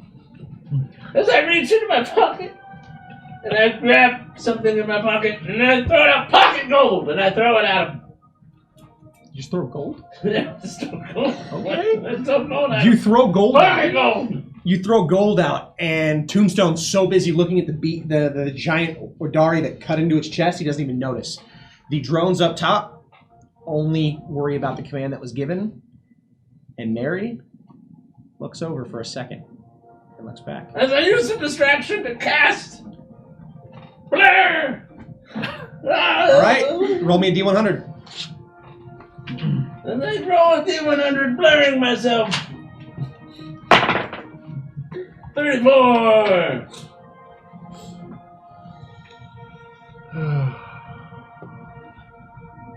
Roll a D20.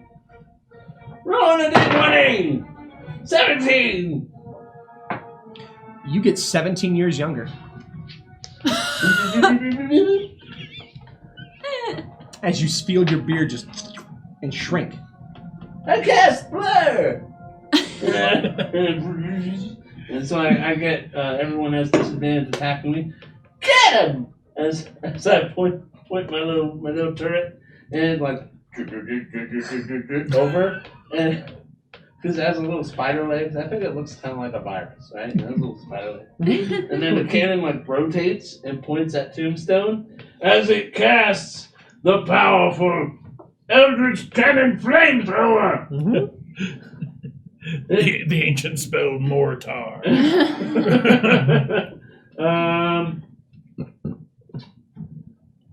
So it doesn't really say attack. It just says cone of fire. It uses a cone of fire. Use cone of fire. That's a spell. It says 15-foot cone of fire. Each creature takes 2d8 fire damage. Half that on a dex save. Oh, so he makes a dex save. DC 13. That's not gonna hit me, is it? I'll say he maneuvered it in which way. I maneuver it. His intent wasn't to hit you. So. Yeah, I was still like. That's He why passes. I was like, it moves. I was trying to. He passes.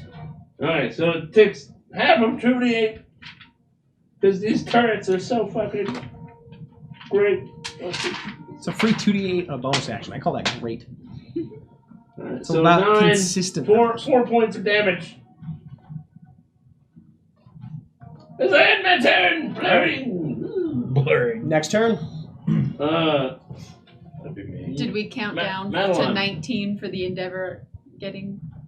All right. Are you can check? I have to grab the dice because it fell, but Oh, perfect. where you go? I'm just gonna do this. Yeah, when I was rolling that d20, I'm like, I hope it doesn't say damage. Your damage has been d20. That's my whole high. That's what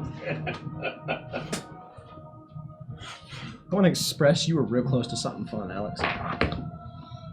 Me being young and beautiful is pretty fun. It is. But since I age back, do I get my health back?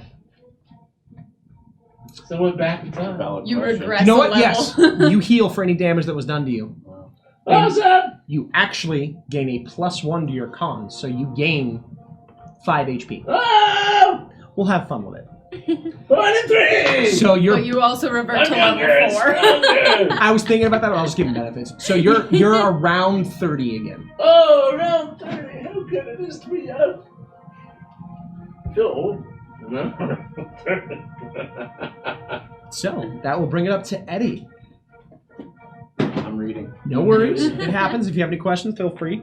I can totally see this. So while he's reading, Tombstone's going to take a legendary action, so you'll have a little bit longer to keep reading. Oh, joy.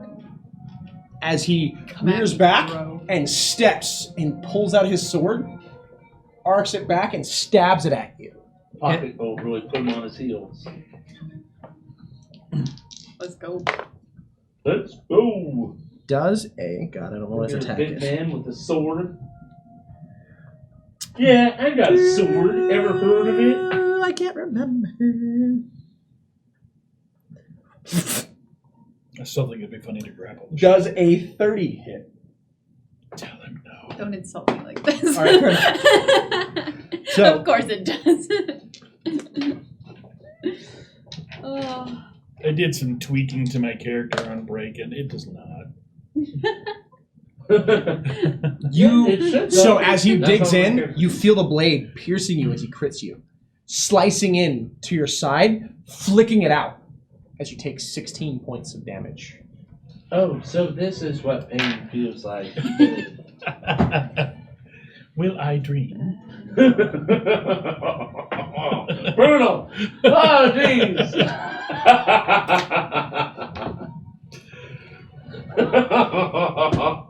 Such a good lie. Damn. You ready to go? Yeah. Point of clarification. Well, Yeah. sorry, you can ask your question. Oh, no. I'm I'm sorry. going to cast. I did what, 14? You ready? 16. 16. 16. Yeah. 16. So I'm going to cast Hold Person on Tombstone, Nice. Okay, go for it. and it's supposed to last a minute. So that should be I 10 ha- turns? I have to pass the spell. Okay. So, On So each of what's their the save? I'll actions, they save get the- DC. Right there. So that's 15. 15. Because he has to beat a 15. But the spell will say what kind of roll. The spell itself will say what kind of roll. Person. Yeah. So Should be a action. wisdom. Probably wisdom. But yeah, wisdom saving throw. Yeah. Or be paralyzed. So he has to roll, and he rolls based off his wisdom stat. Yeah. And if he passes, then it doesn't What'd I affect roll? him. But if he fails, 3. 3. What's the DC? 15. 15. He fails with a 14. So he gives it a good fight. Yeah. So he's now experiencing the paralyzed condition. You see. And we know that he has a plus 11 to his wisdom saving throw. All right, Captain Meta. Oh, I'm just. So yeah, Tombstone fails as you just see him lock up, and he looks right at you as he's frozen. So he's frozen until 1 minute or. Until I he think he makes a gets save. it'll say, At I the think end he of gets his to turn, resave I every think. round. Okay. You don't know how tempted I am to take the shot from her and just shoot him. Draw, bam, and just let her hit me. It's entirely up to you. Incredibly dangerous. He's the Well, vicious I'm- one, obviously. Well, You're the outlaw. I'm the outlaw, and I also have 2 pistols, and she only carries 1. Just But- stand off. That's right. Just get them both. No, I'm focused. This is a legendary moment. So Ha! yes. Next. Next is Fenrin. See, I didn't want you to say that. All right, Your turn. we wait for the coin. The And coin as clatters. soon as it hits, we both draw. All right.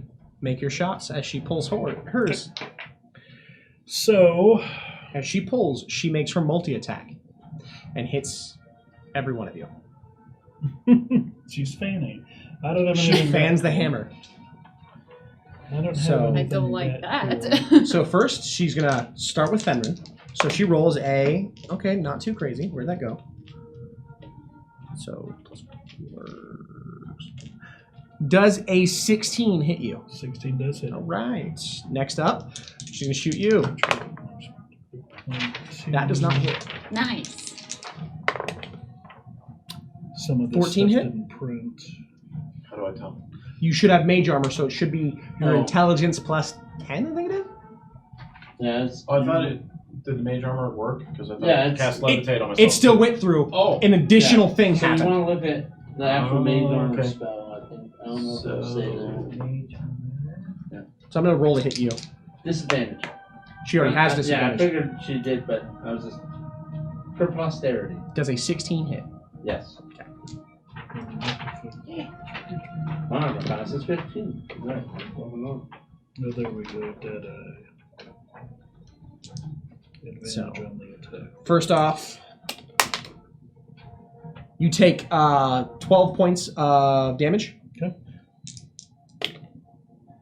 You take 15 points of damage. Or no, I didn't hit you. Right. You take 15 points of damage. So 13 plus dexterity.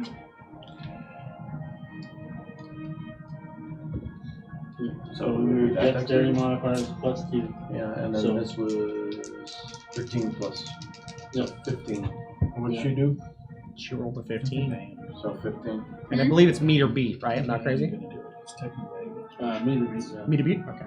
so I'm thinking. You take 7 points of damage.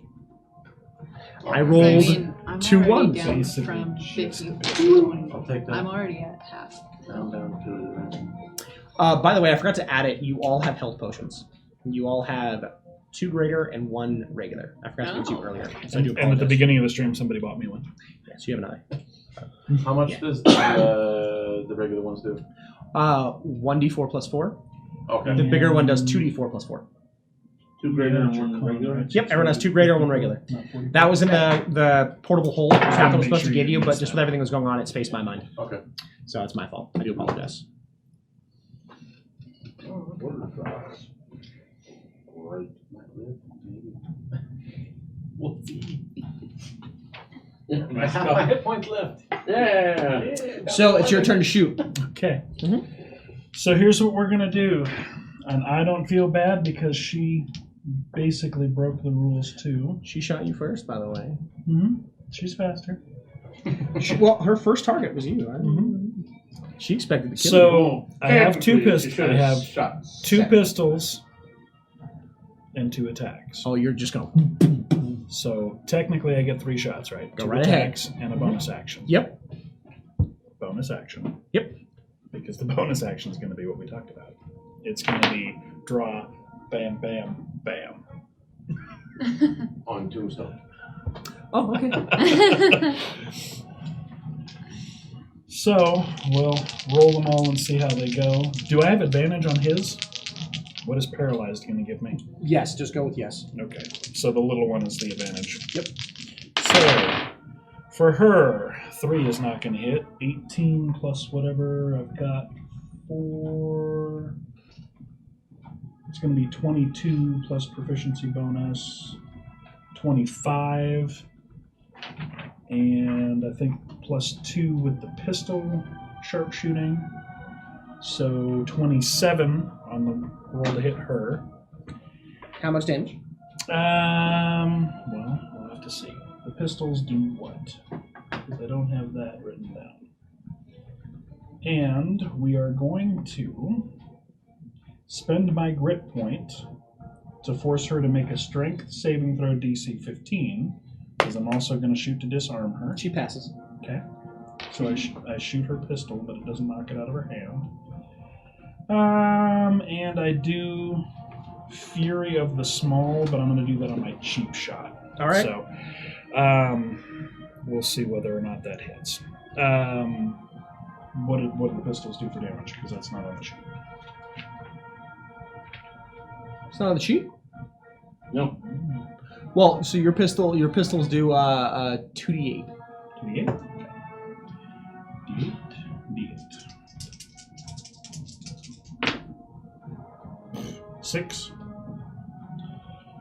That's it. Oh, 2d8, yeah. 6. Right. Plus your modifiers. My dexterity modifier is 4, so it would be 10. All right. And I don't think I hit him because I've only got a 18 to hit him. So, yeah. But I in front of her, I take a shot at him. Right. Yeah. I should use my fury on her, but I'm not going to. I'm going to save it. Who's next, Alex? Let's see. Tombstone. What's Paralyzed. save? DC 15. 15. Yeah, this And is, it- does it happen at the end of his turn? You want to look at the spell? Yeah, double check. Let's see. Hold. Person.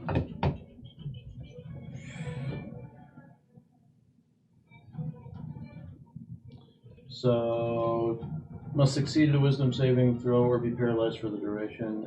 End of each turn. Wisdom saving throw. So it would be the end. Okay, so yeah, so he breaks it. Okay. So he kind of shakes it off and looks around, and as he does, you see the pendant on his neck begin to crack, and as it falls apart.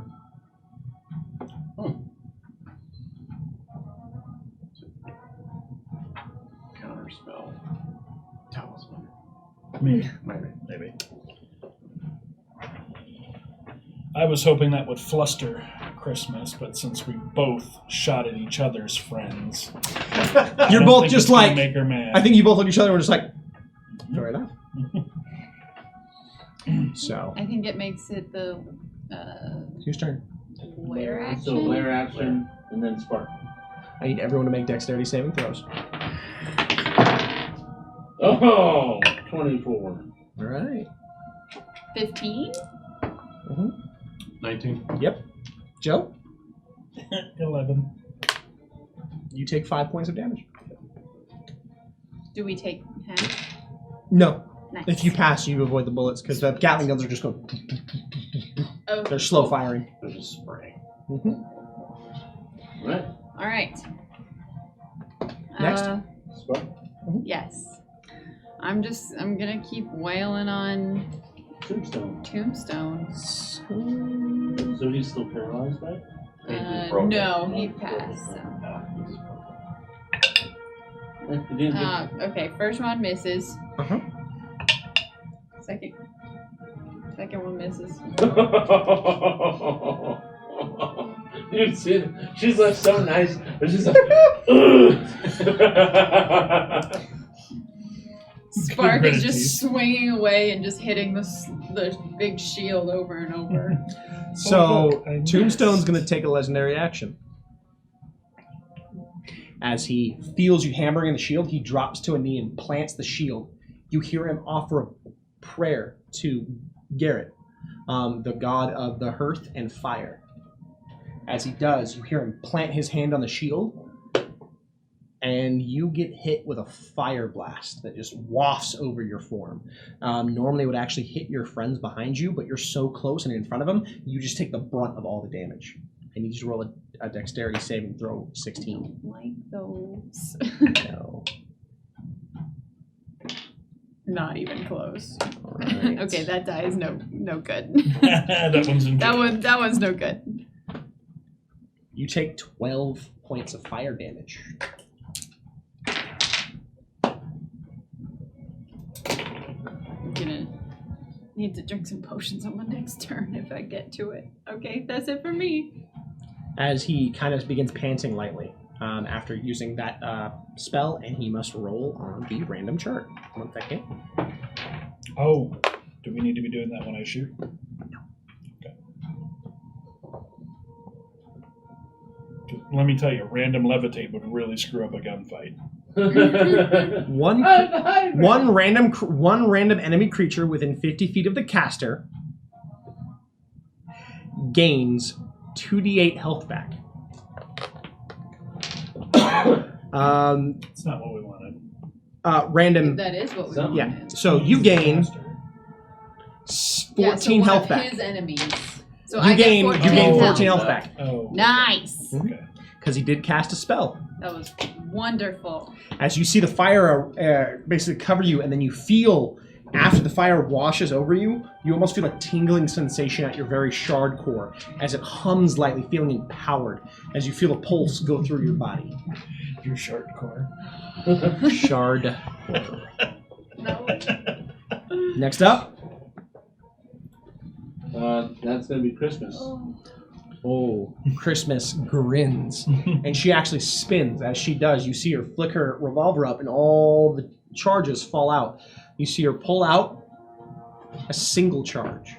A single solderite charge. As she throws it in, spins it back, and aims at you. And fires. As a lightning bolt strikes out from the gun and zaps right at you. I need you to make a dexterity saving throw. I would like to make this.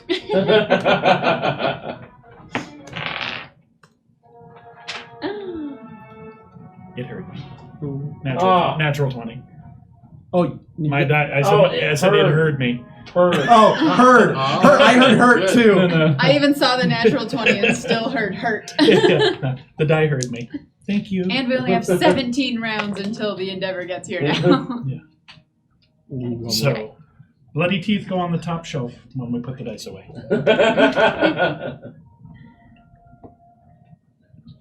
You take half of 28 or 29 points of damage. Okay. So, Yep.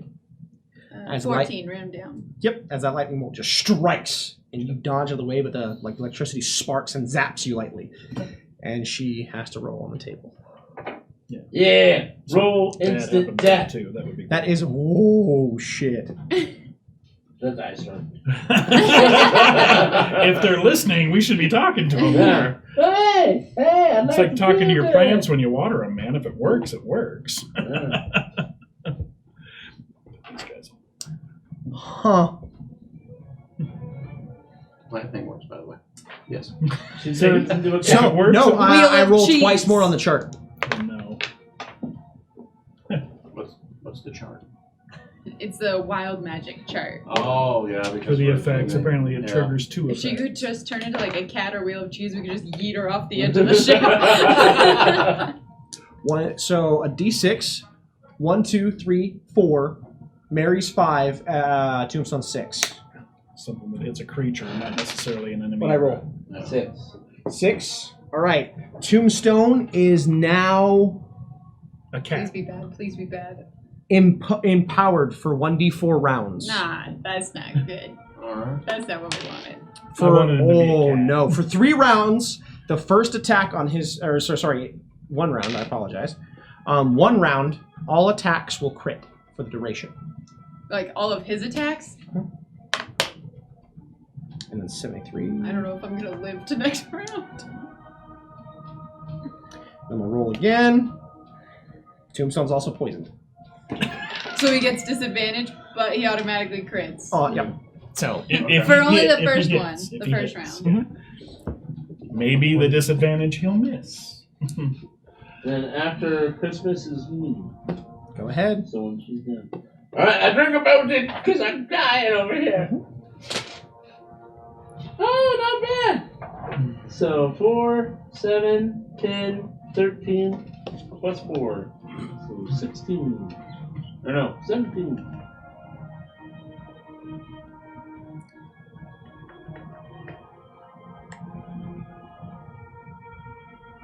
Nice. Nice. Perfect. And then my turret.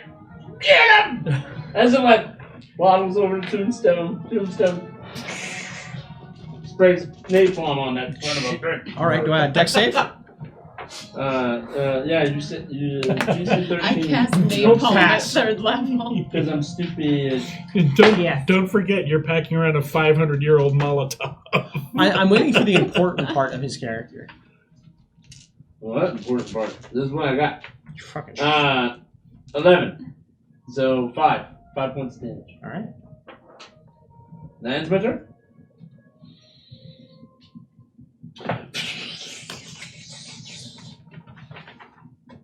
And then Medalon is after me. Yeah. What you He's doing? like, No, that's good. For the health bots, can you take one and do an action, or is that your action? You have a bonus action. It takes your action to drink the health potion. Yes.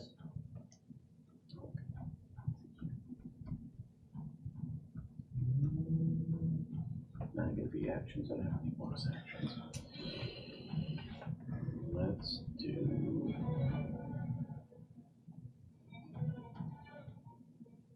Yeah, so it's like one A means actions. Yep. And then the R is reaction. Yep. Yeah. What's BA? Bonus action. So Misty Step. It's basically like a 30-foot teleport. Mm-hmm. Okay. So if you want to like navigate somewhere, kind of thing, turn into mist and then reappear somewhere else. Yeah. Is there anything else going on deck right now besides just all of us wailing on each other? No one's even ran out of the deck yet. And nothing else in sight? Okay. Yeah. Let's see here. Yeah, Mel's acid arrow. Yeah, I'm gonna shoot Mel's acid arrow at Tombstone. All right. And that one is, let's see, 4d4 immediately and 2d4 at the end of the next turn. Mm-hmm. Okay. Is it an attack? Or it'll say on the spell. It is. Let's see here. Second level evocation. Yeah, with a range, within range, make a ranged spell attack. Yeah, range spell attack. Yep. All right. So, roll an attack. Oh. So it's going to use your spell casting modifier. Which is Read some of the stuff I gave you. Plus your proficiency. I just so it's a plus forgot 7. what So, archetype I was Yeah, built on. so Okay. So. And then Oh yes. do 4d4 dice for the damage, or? Yeah. Okay. Let's see Range here. 44, I just used it for Thank you. for my potion. Cool. Alright, so. Yes, that was. Ooh, pretty good. Now you just got a hit, so you need to roll a d20. Okay. And then add 7 to see if you hit. Oh! Oh! Crit! Natural 20. Crit! It's a spell attack, so spells attacks can crit. So roll so 4 add more. those together. Yeah, so it's the top one, right? Yeah, it's Yeah, tough one. so- So you got all 4s. I got all 4s. Yeah. On the So- attack. Seriously? So 12. Nice. Now roll it again. 16. 16. 16. Oh yeah, 4 times 4 Yes. is 6. And then roll them yeah. one more time and add them up again. Yeah, because of the crit. Mhm. Yeah, this is crit. Yes. If it- Also, just to clarify, your spell abilities have +2 to hit due to your wand.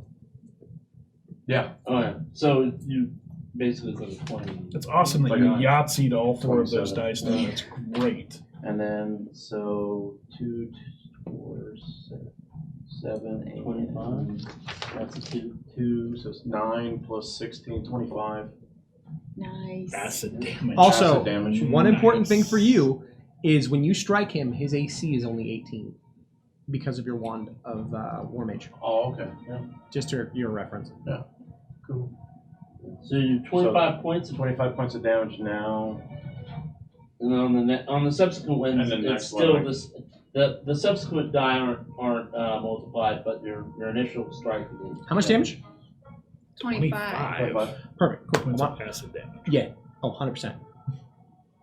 You see him reel back and actually like drop down as you see some of his armor being eroded away. You see one of the belts holding on his breastplate kind of tink as it hangs loosely, and he feels the acid eating into his skin.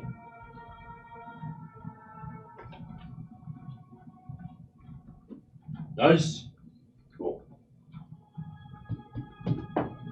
And so next is Fenrir. Okay. That was So I'm going to be sorry. At the end of your turn, I'm going to be using a legendary action. He's going to be using Reckless Avenger. Okay. He's immediately going to make a mad dash at you, Okay. provoking an attack of opportunity by I you. will take. Figured. Not quite a crit, but it should hit. 24. That does hit.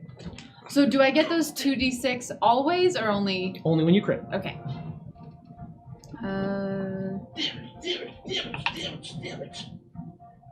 Ooh, nice. A 12. So 16 points of slashing damage. Nice. Solid. He runs up to you and he basically full on sprints. You see him not looking at anyone else as he runs up to you and swings his sword as it ignites in fire. He stabs it at you. Oh no. Does a 18 hit? Yeah.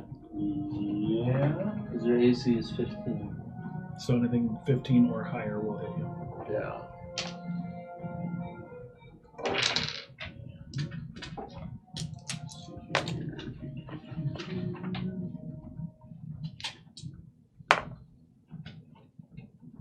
Ooh. Unless you can use one of your abilities or shield. You have the spell shield. I do.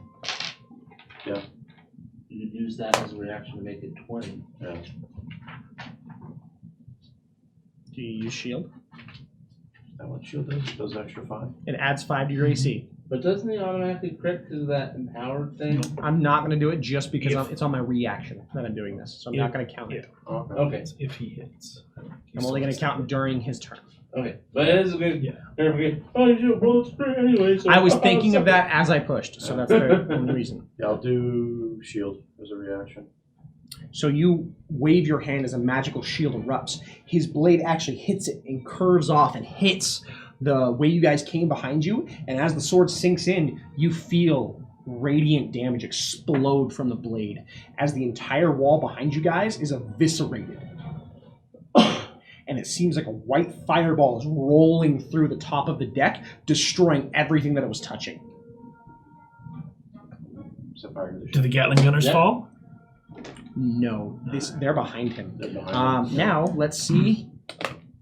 You rolled a 45. Oh, shit. He's a wheel of cheese. That would be amazing. I don't know if he's using the legendary action chart. Yeah, the same one.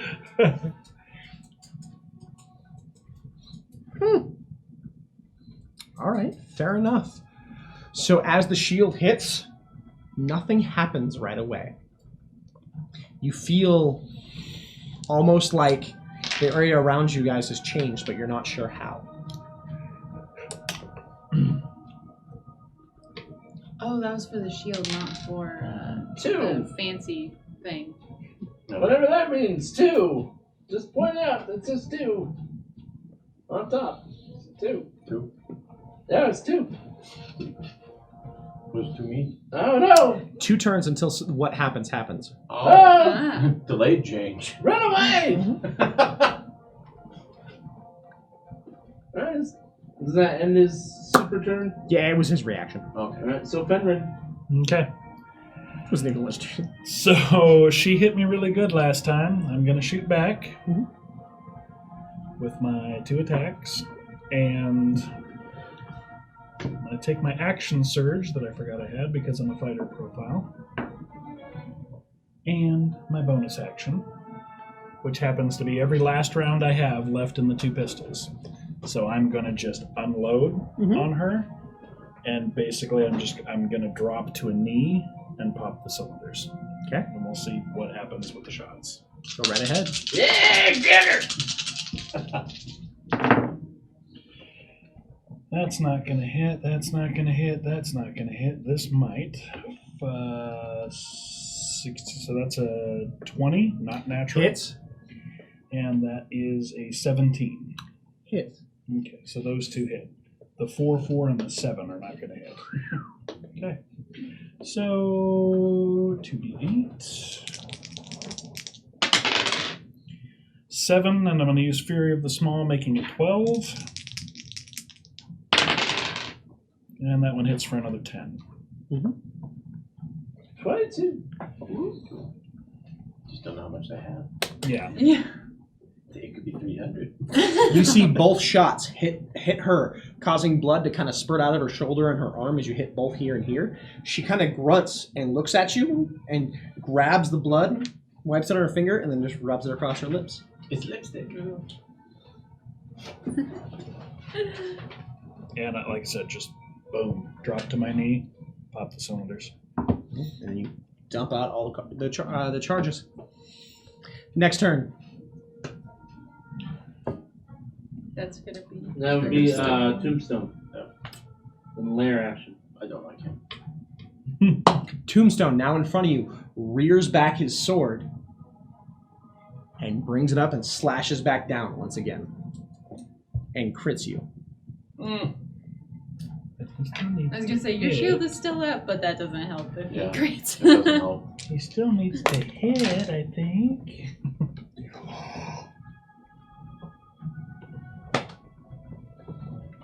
Don't look at us, you rolled it. Tell us. Okay, so you suffer 8 damage.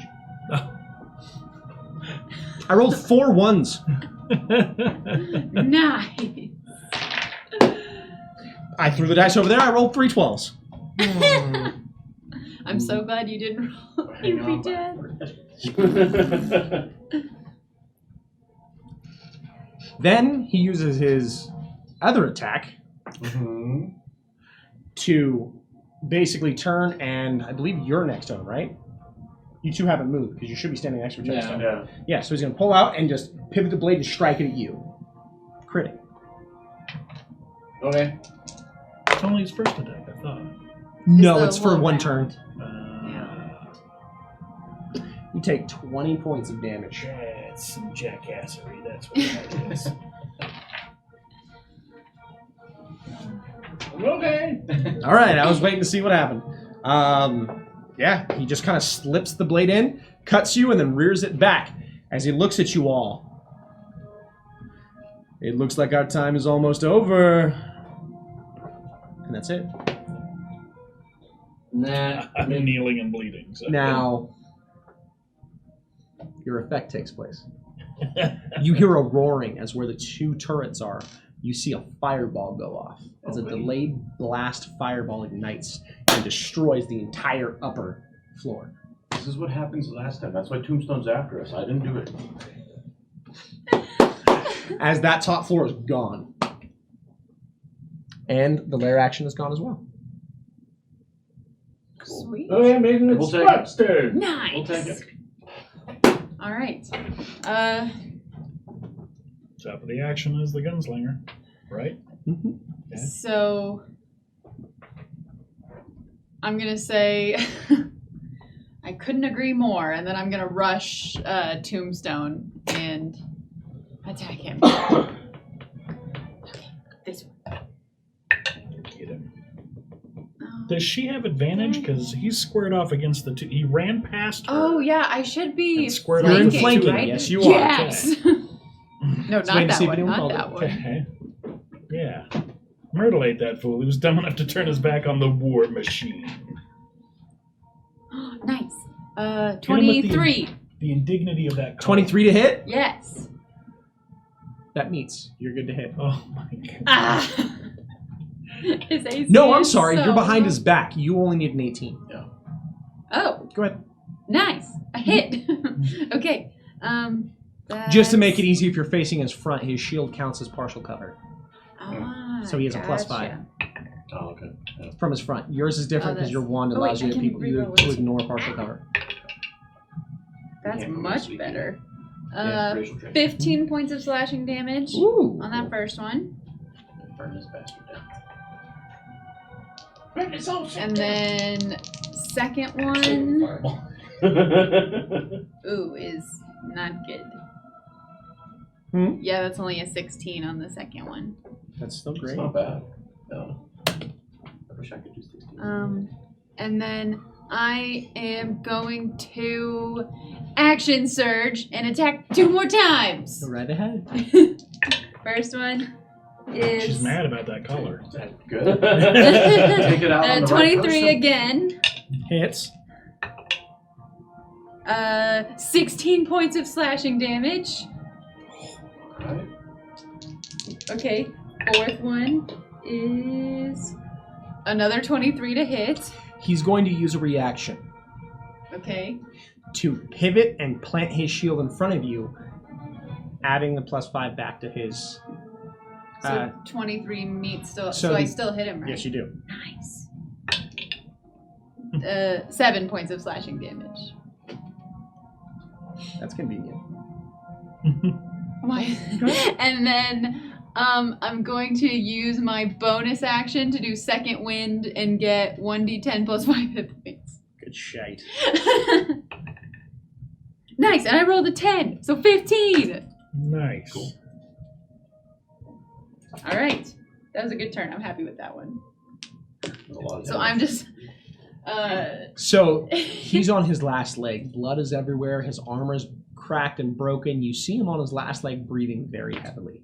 So as I can, I'm gonna go ahead and say, as I can tell, he's like on his last legs, right? It like gives me my second wind per I love se, it. I love it. I love and it. just reinvigorates me. I'm like, you're right. This could have ended differently, and it will end soon. Who's up next? Christmas. Seeing Tombstone go down, you see an actual panicked expression on her face as she misty steps right over to him. You see her pull out. You see her pull out another cylinder and throw it in and spin it as she points one of the bullets at him and fires into his head. A tombstone? Yeah. Okay. As he gains, you see a holy aura as it fires, and you see the crest of Garrett, the hearth, appear out as the gun fires, and you see the bullet pass, and an aura covers him and heals him. You see some of his wounds closing as he gains health back. And then she immediately blind fires at you Good, let's go.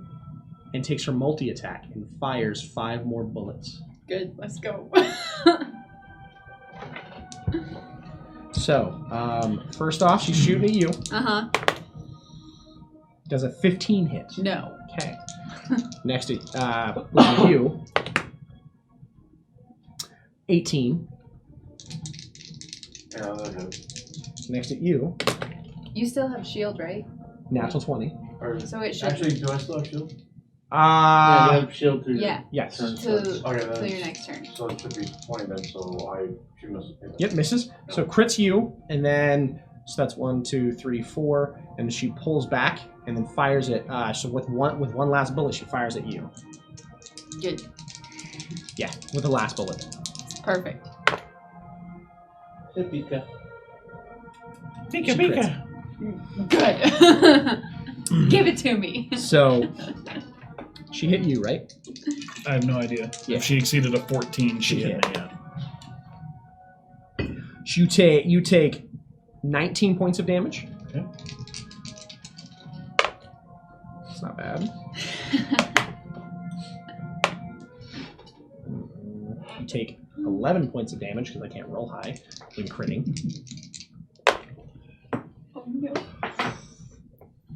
You take 23 points of damage. Glad I second winded. 20. As they're now standing on top of each other, and she is facing in front of you. That ends her turn. Making it my turn. They're staying on top of each other? Fuck this bitch. Careful now, because he's facing away from you. That's fine. I'm pulling my boomstick. Yep. And I'm pointing at her. Okay. And them, I guess, because they're right there. And I'm going to attack them. 16, I think we should be at now. No, we should be at 14. Oh, 14? Nice. I'm too hyped. No, this is 13. I apologize. I'm too hyped. Can't keep count. Oh, good Just shot. gonna do that. Yeah. But I'm better. Keep it facing upward. Yeah. Oh, no. 11. Who are you targeting? I was targeting Christmas. You miss. Do we need to adjust the choke on that thing? Is it just too much for you, or what's going on with that thing? Sucks. Pretty good. Well, what's the gun? It's like an What's elephant the gun rifle to or hit something right that now? he can't The gun has handle. what, a +3, right? +9. It's +9. Don't forget to add your +3 from your empowerment on it. No, well, that's what it is. +9. Oh, okay. And you still got an 11? He rolled a 2. Yeah. Wow. Okay. Don't you have advantage when they're this close? You have. Actually, it's like point blank. There's nothing that says that I have advantage. Oh, right, just have Unless such you an want awful it, unless I get thing. flanking Yeah, screw Is it. there- Go for it. that close. Go for it. Let's have fun. Oh! 16! You don't hit. Yep. I'm sorry. Stupid gun. I tried. But you don't shoot the ceiling again. As he fires it, as you pull that trigger, she does the same thing before. She flips the gun around in her hand, ducks underneath, and just tilts the barrel up just enough that it flies above her head. Don't you hate gunslingers? That's what. Oh! No, I can't do that. Next. You have a bonus action. Yeah, that's done. He can't because he can't breathe fire on everybody. No. Madeline. You could. Would be hilarious, actually. We are just this mad. I pull a grenade and I throw it at all of our feet. Because It's not that beyond guy. So I'm gonna take a health pot. I kind of have to. It's 4 of these guys, right? 44 plus 4. Are you 2d4 plus 4? Or? If you're taking one of your graders. Just take a greater. Yeah, I'm gonna definitely take Yeah. the greater. It's 44 plus 4. 44. I got one. I'll count drops. Yeah. Okay. Pocket D4. Skiriel just doesn't like gnomes. So, No, it doesn't. Gnomes! Feels how I feel about elves.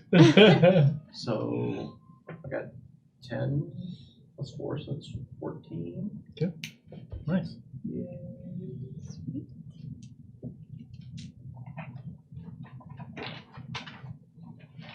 And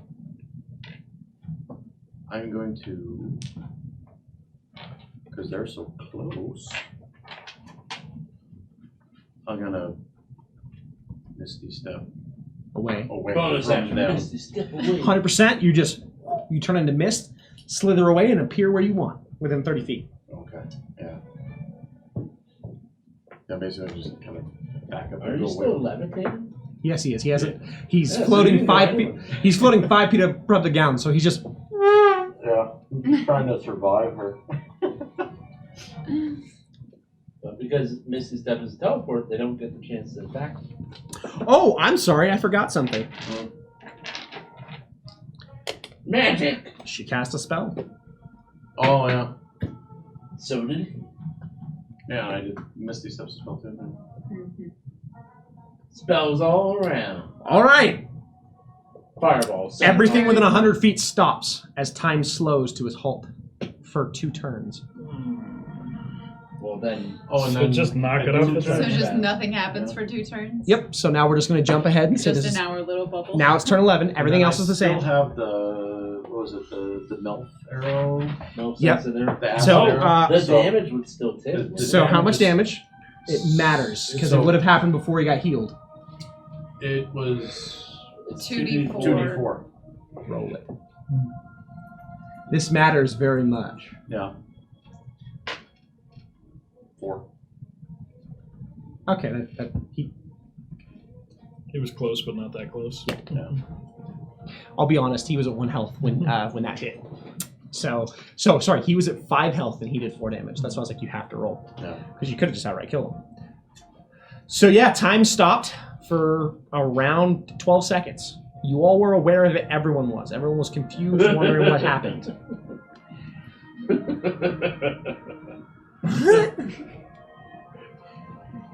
Now it's your turn. Let's see what you roll.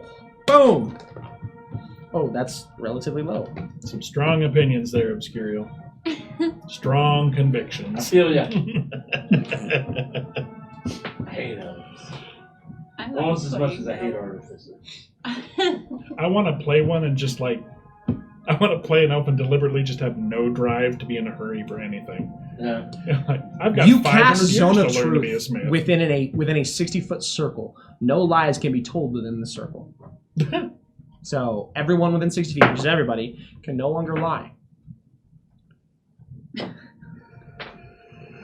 As you see the etchings of the circle begin burning itself into the roof of this boat, as it begins to creak and moan, you hear the wood busting off as you realize you're just now cresting through the storm. You're still in it, but you see light at the very front of the ship. Okay. And so you went. Yes. All right. So that makes it Fenrin's turn. Okay. Reloading is a free action. Yep. So I'm gonna reload the one and just take 2 shots and just bad form. And I'm gonna take 2 shots at her. Yep, go ahead. Bang bang. Actually, do I? No, I'm interested. So 7's not going to hit, but a 25 probably will. Absolutely hits. 24. Okay.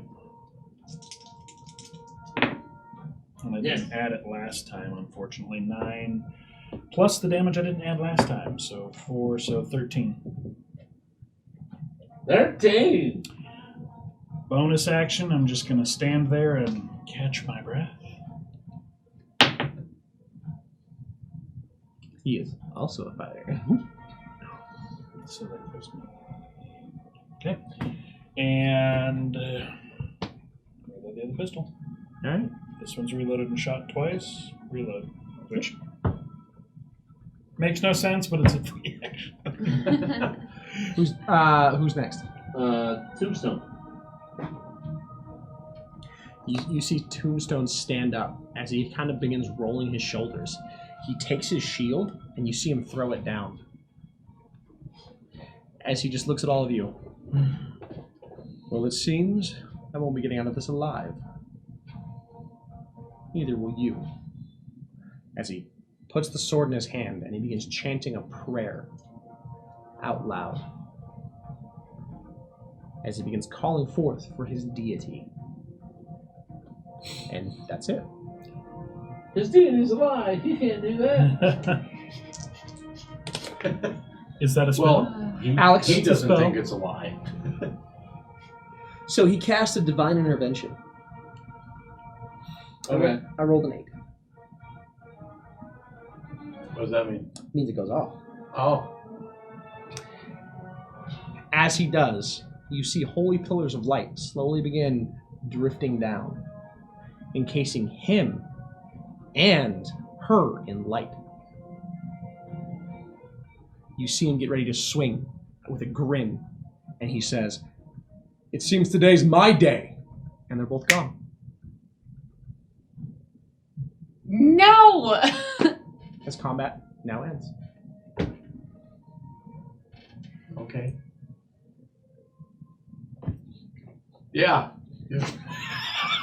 Let's get the attention of the other ship. As you say that, you turn and see that the grappling hooks are already mid-flight as they sink into the ship, pulling the Endeavor closer.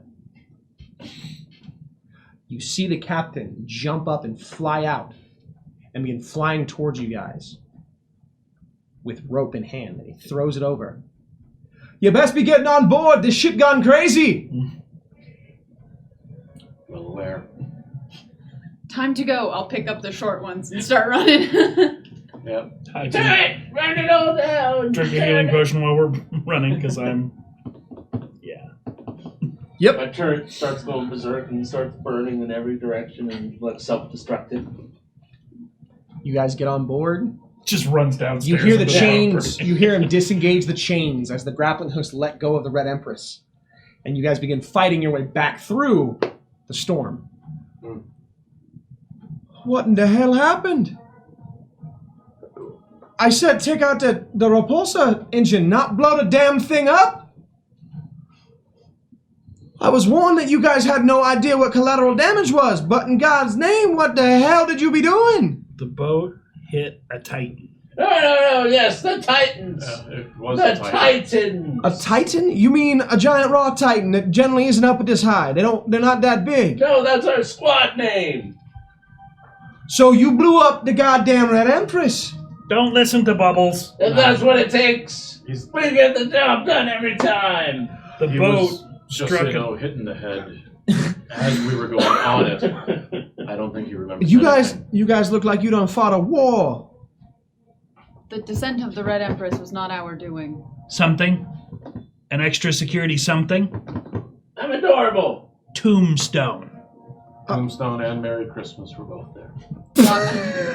You're from someone else I broke. Doc Holiday, I mean Merry Christmas. Yeah, wait. You be serious?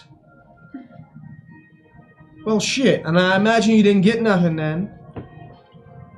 Did you do your jobs? What happened? We always get the job done! We did our job. You got everything. Right! Pip, pip. What do you think everything is? Well, I imagine all the sort of light. I got a buyer. We're heading there now if you are well enough. Yeah.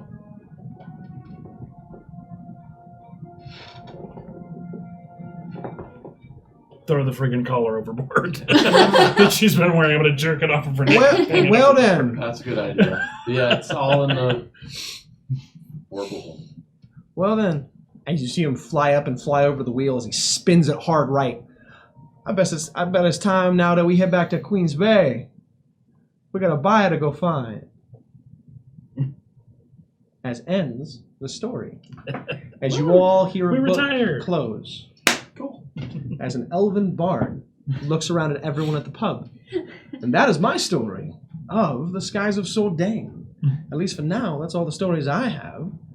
Thank you very much, and I bid you all a great adieu. As he grabs his hat and flourishes. Huzzah! And that is the end of the game.